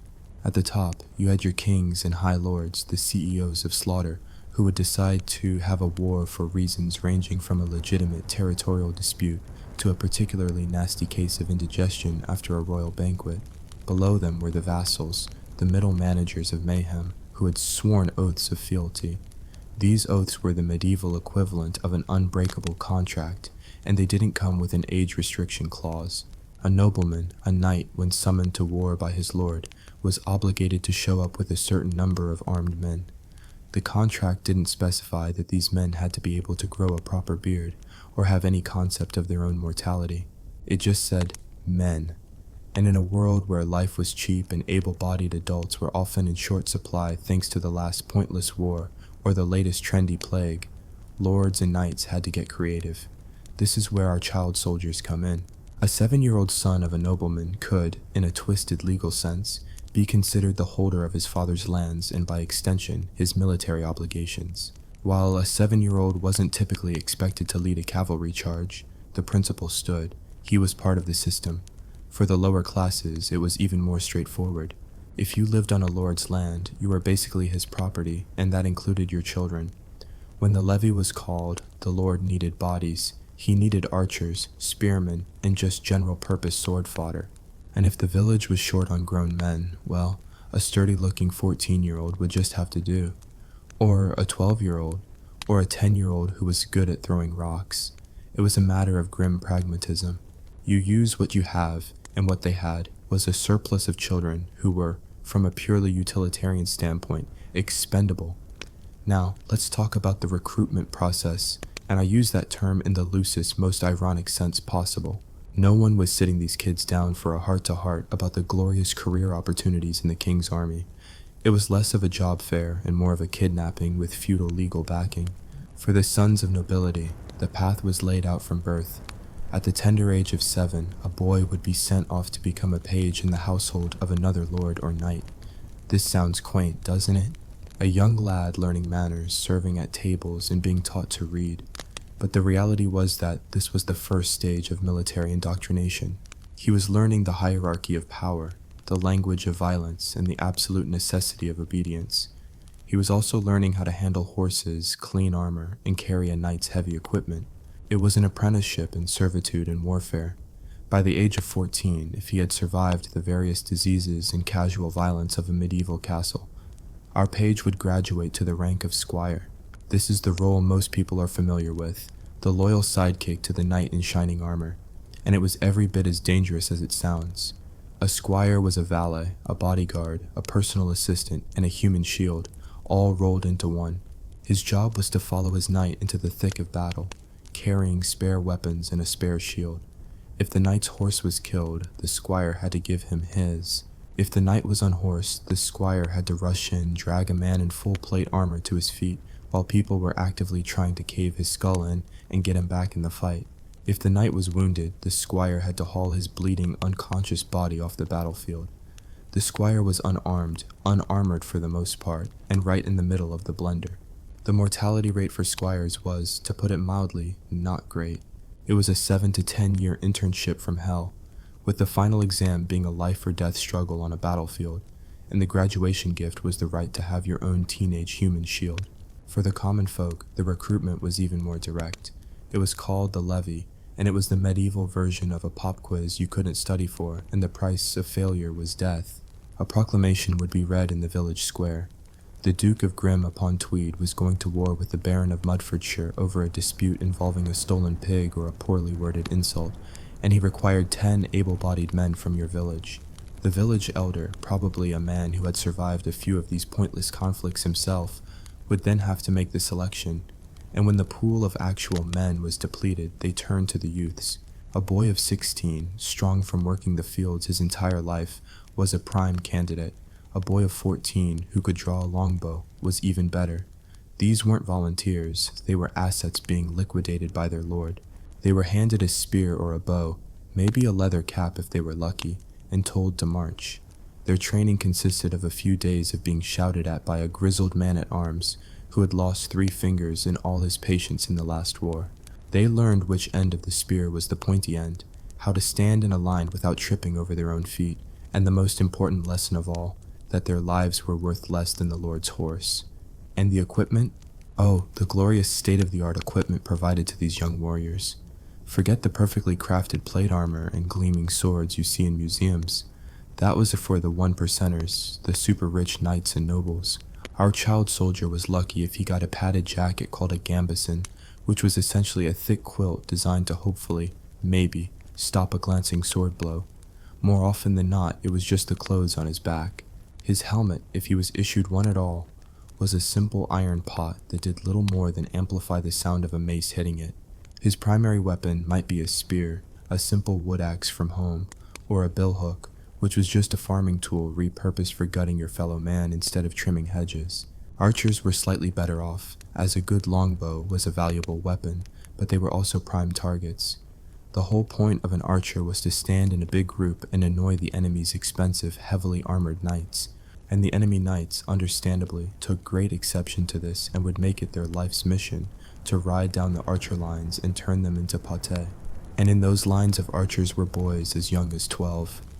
So there you are, 12 years old, standing in a muddy field that will soon be a historical footnote in a boring book you'll never get to read. You're clutching a yew longbow that's taller than you are, with a draw weight that makes your shoulders scream in protest every time you practice. Your comrades in the archer line are a motley collection of farmers, poachers, and other boys who weren't clever enough to hide when the recruiting sergeant came through town. You can feel the ground begin to tremble, a low, persistent hum that vibrates up through the soles of your worn-out leather shoes. It's the sound of 1,000 armored horses, a rhythmic thunder that signals the arrival of several tons of angry, galloping nobility. This, my friends, is the medieval equivalent of being a speed bump on a highway for tanks. The knights on the other side, gleaming in their ridiculously expensive armor, see you not as a person, not even as a soldier, but as a target, a slight inconvenience. Your job is simple.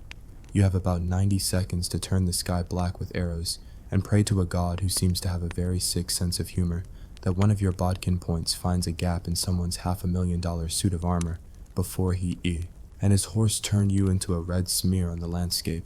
And as you draw back that string, your heart pounding a frantic rhythm against your ribs, you realize that your entire life, all 12 miserable years of it, has led to this single solitary moment of abject terror.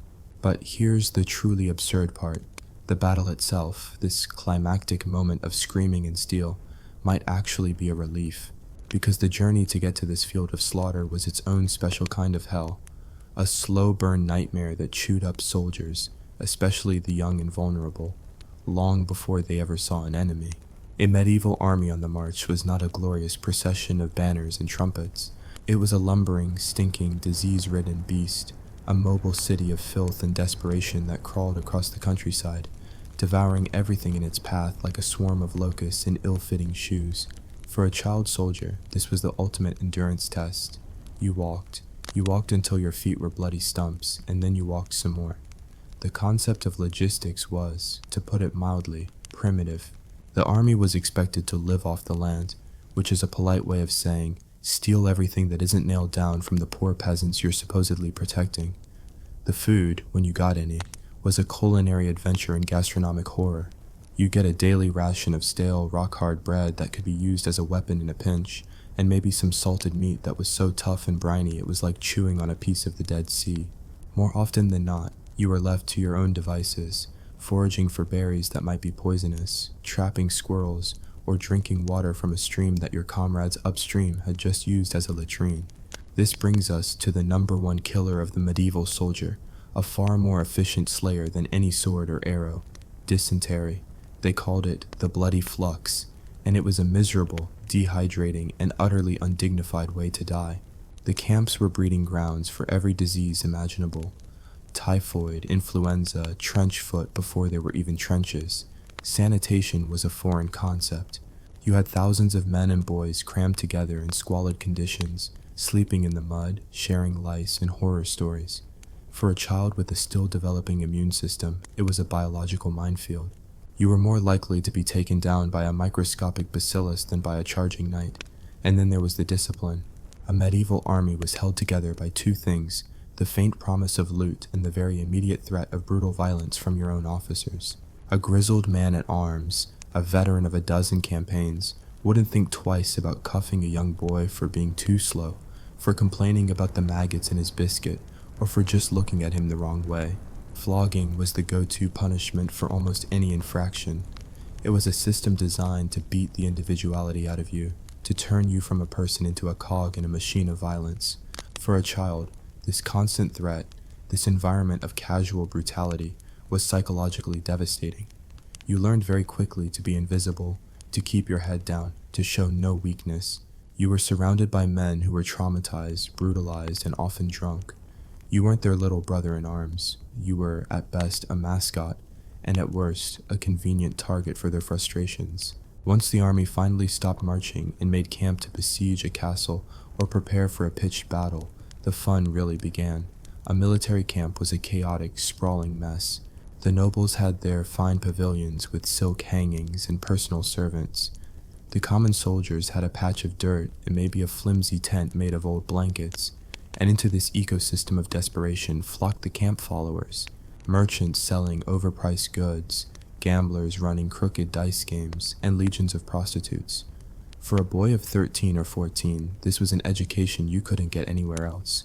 It was a crash course in the grimiest, most cynical aspects of human nature.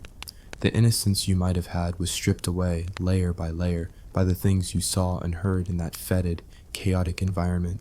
You learned that a man would sell his soul for a drink, that a moment of inattention could mean your meager possessions being stolen, and that only person you could truly rely on was yourself. And even that was a 50-50 proposition at best. But the horrors of the march and the squalor of the camp were just the prelude, the opening act for the main event. Because when the fighting started, the medieval military-industrial complex had a whole range of specialized, terrifying, and often lethally absurd jobs specifically for its youngest recruits. Their small size and perceived expendability weren't seen as a disadvantage. They were a tactical asset to be exploited in the most cynical ways imaginable. Let's talk about siege warfare. A proper medieval siege was a masterpiece of organized misery, a slow, grinding process of starvation, disease, and brute force. For every glorious Hollywood-style assault on the walls, there were months of tedious, back-breaking, and incredibly dangerous labor. And this is where our child soldiers shone, in the darkest, tightest, most claustrophobic corners of the battlefield. One of the most effective ways to bring down a castle wall was through mining, or sapping. This involved digging a tunnel, a sap, right up to the foundation of the enemy's fortifications. Once you were underneath the wall, you would excavate a chamber, pack it with flammable materials like pig fat and timber, and light it on fire. The supports would burn away, and with any luck, a section of the wall would collapse, creating a breach.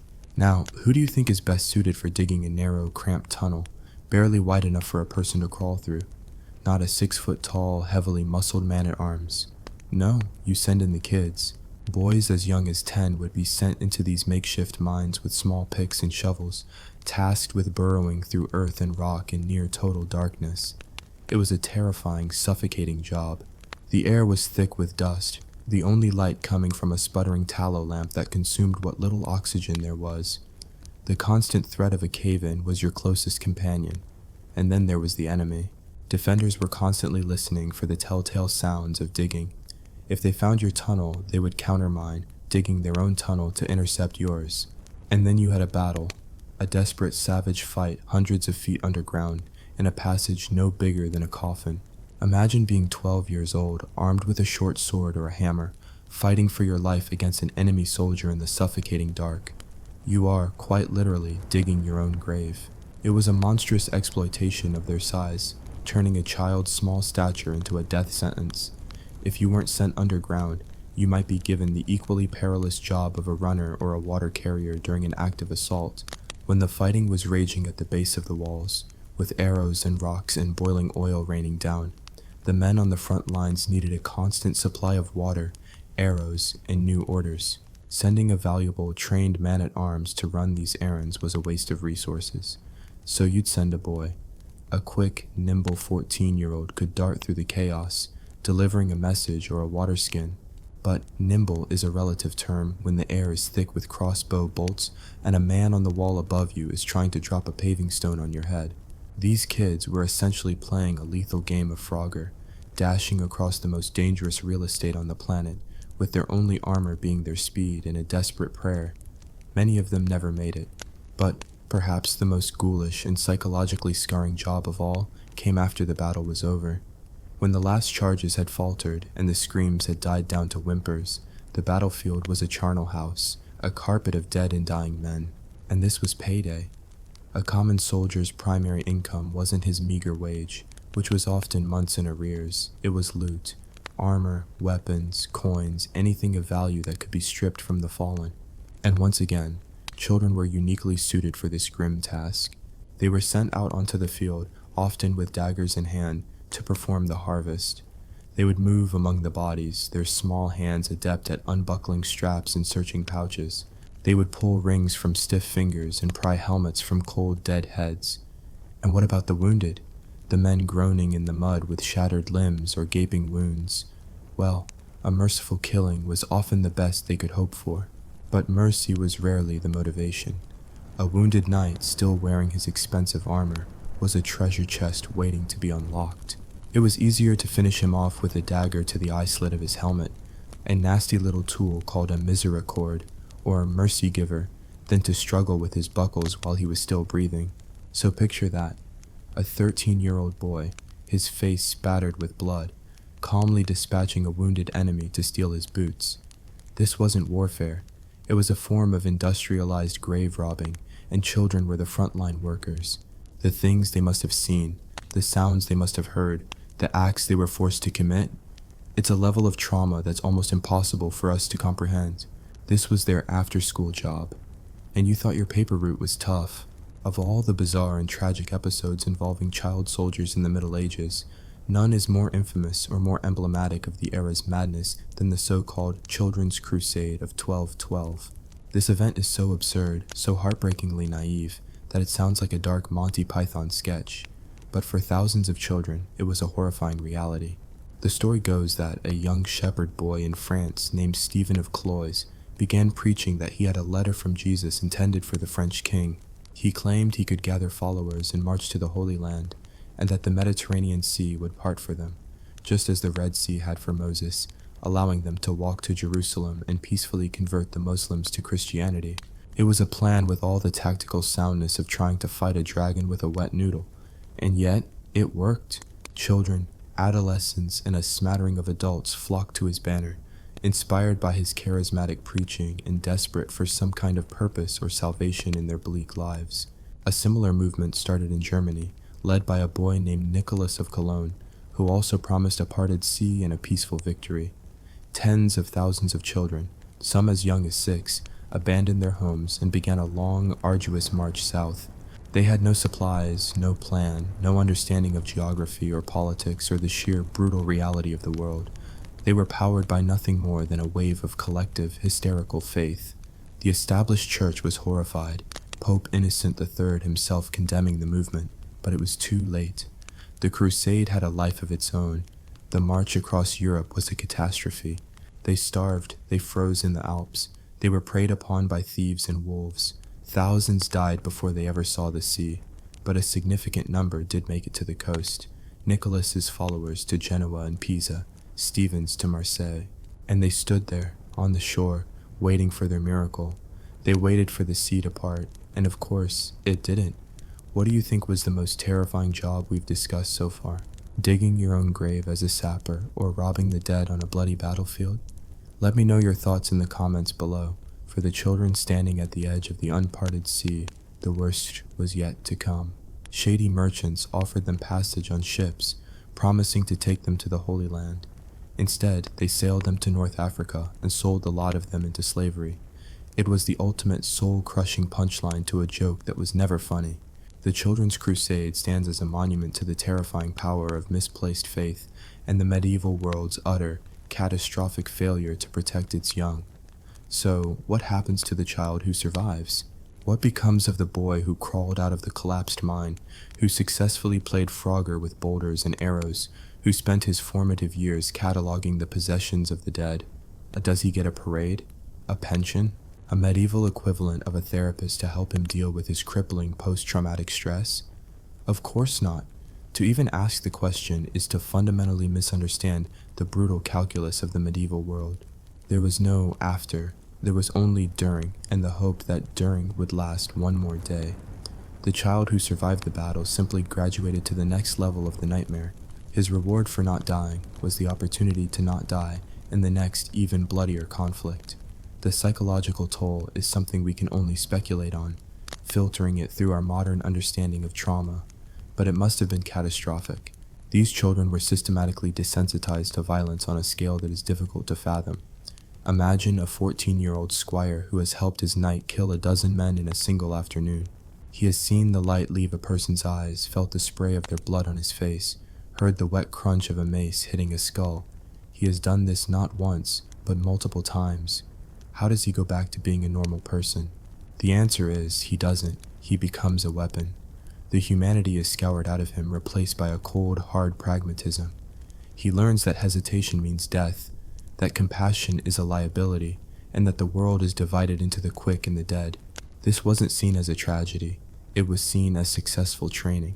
You had created a hardened, effective soldier. You had successfully broken a child and remolded him into an instrument of war. For the rare few, this brutal education was a ladder. The most famous example is Edward, the Black Prince, the darling of English chivalry. He was just 16 years old when he commanded a division of the English army at the Battle of Crecy. 16.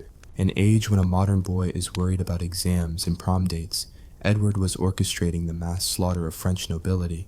His father, King Edward III, supposedly watched from a nearby windmill, refusing to send reinforcements to his son's beleaguered position, stating that the boy must win his spurs.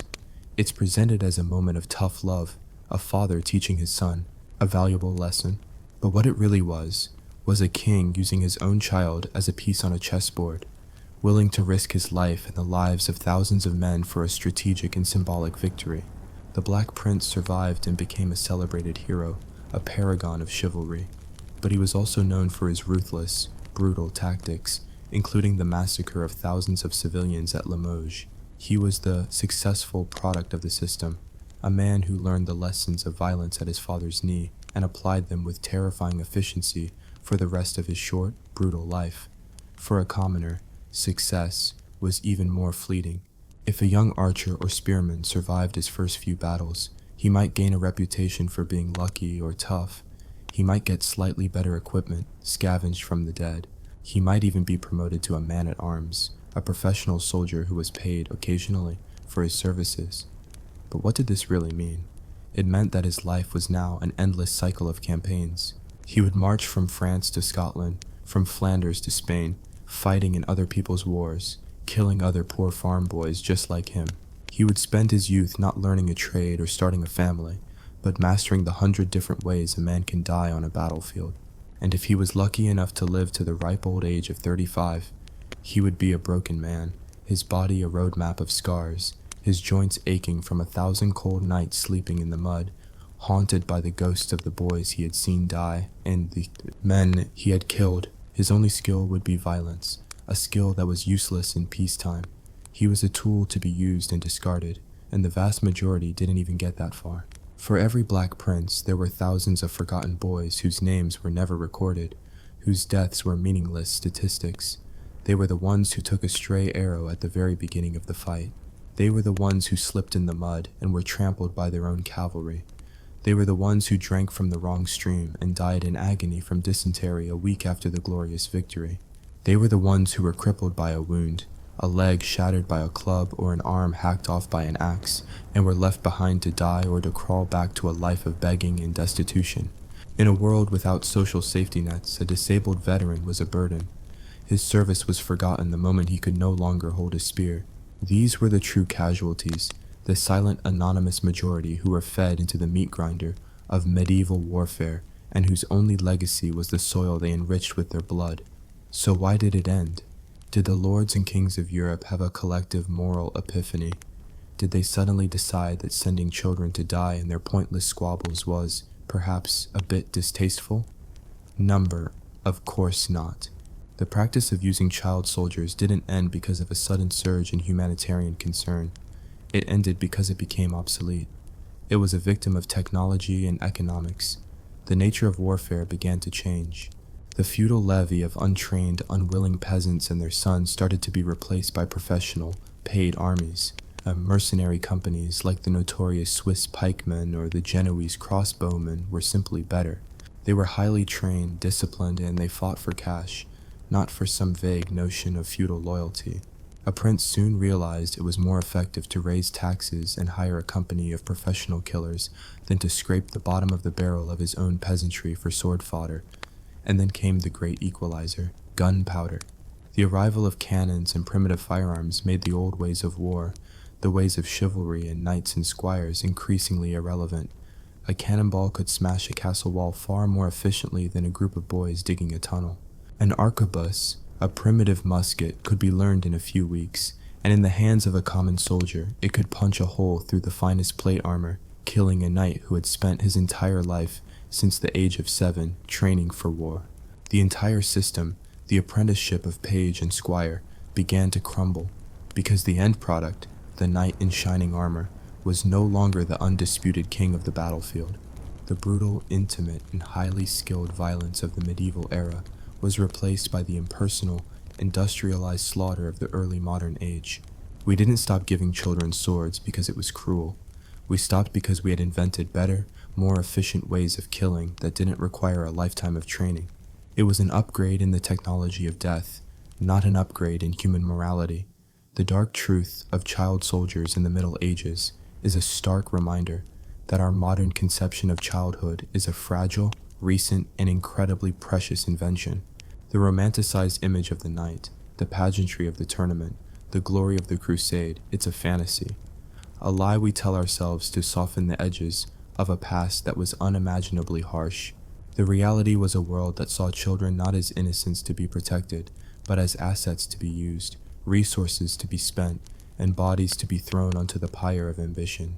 The shining armor of the knight was forged in the fires of a brutal system, and polished by the small, calloused hands of a boy who should have been at home, safe, but instead was learning how to survive in a nightmare.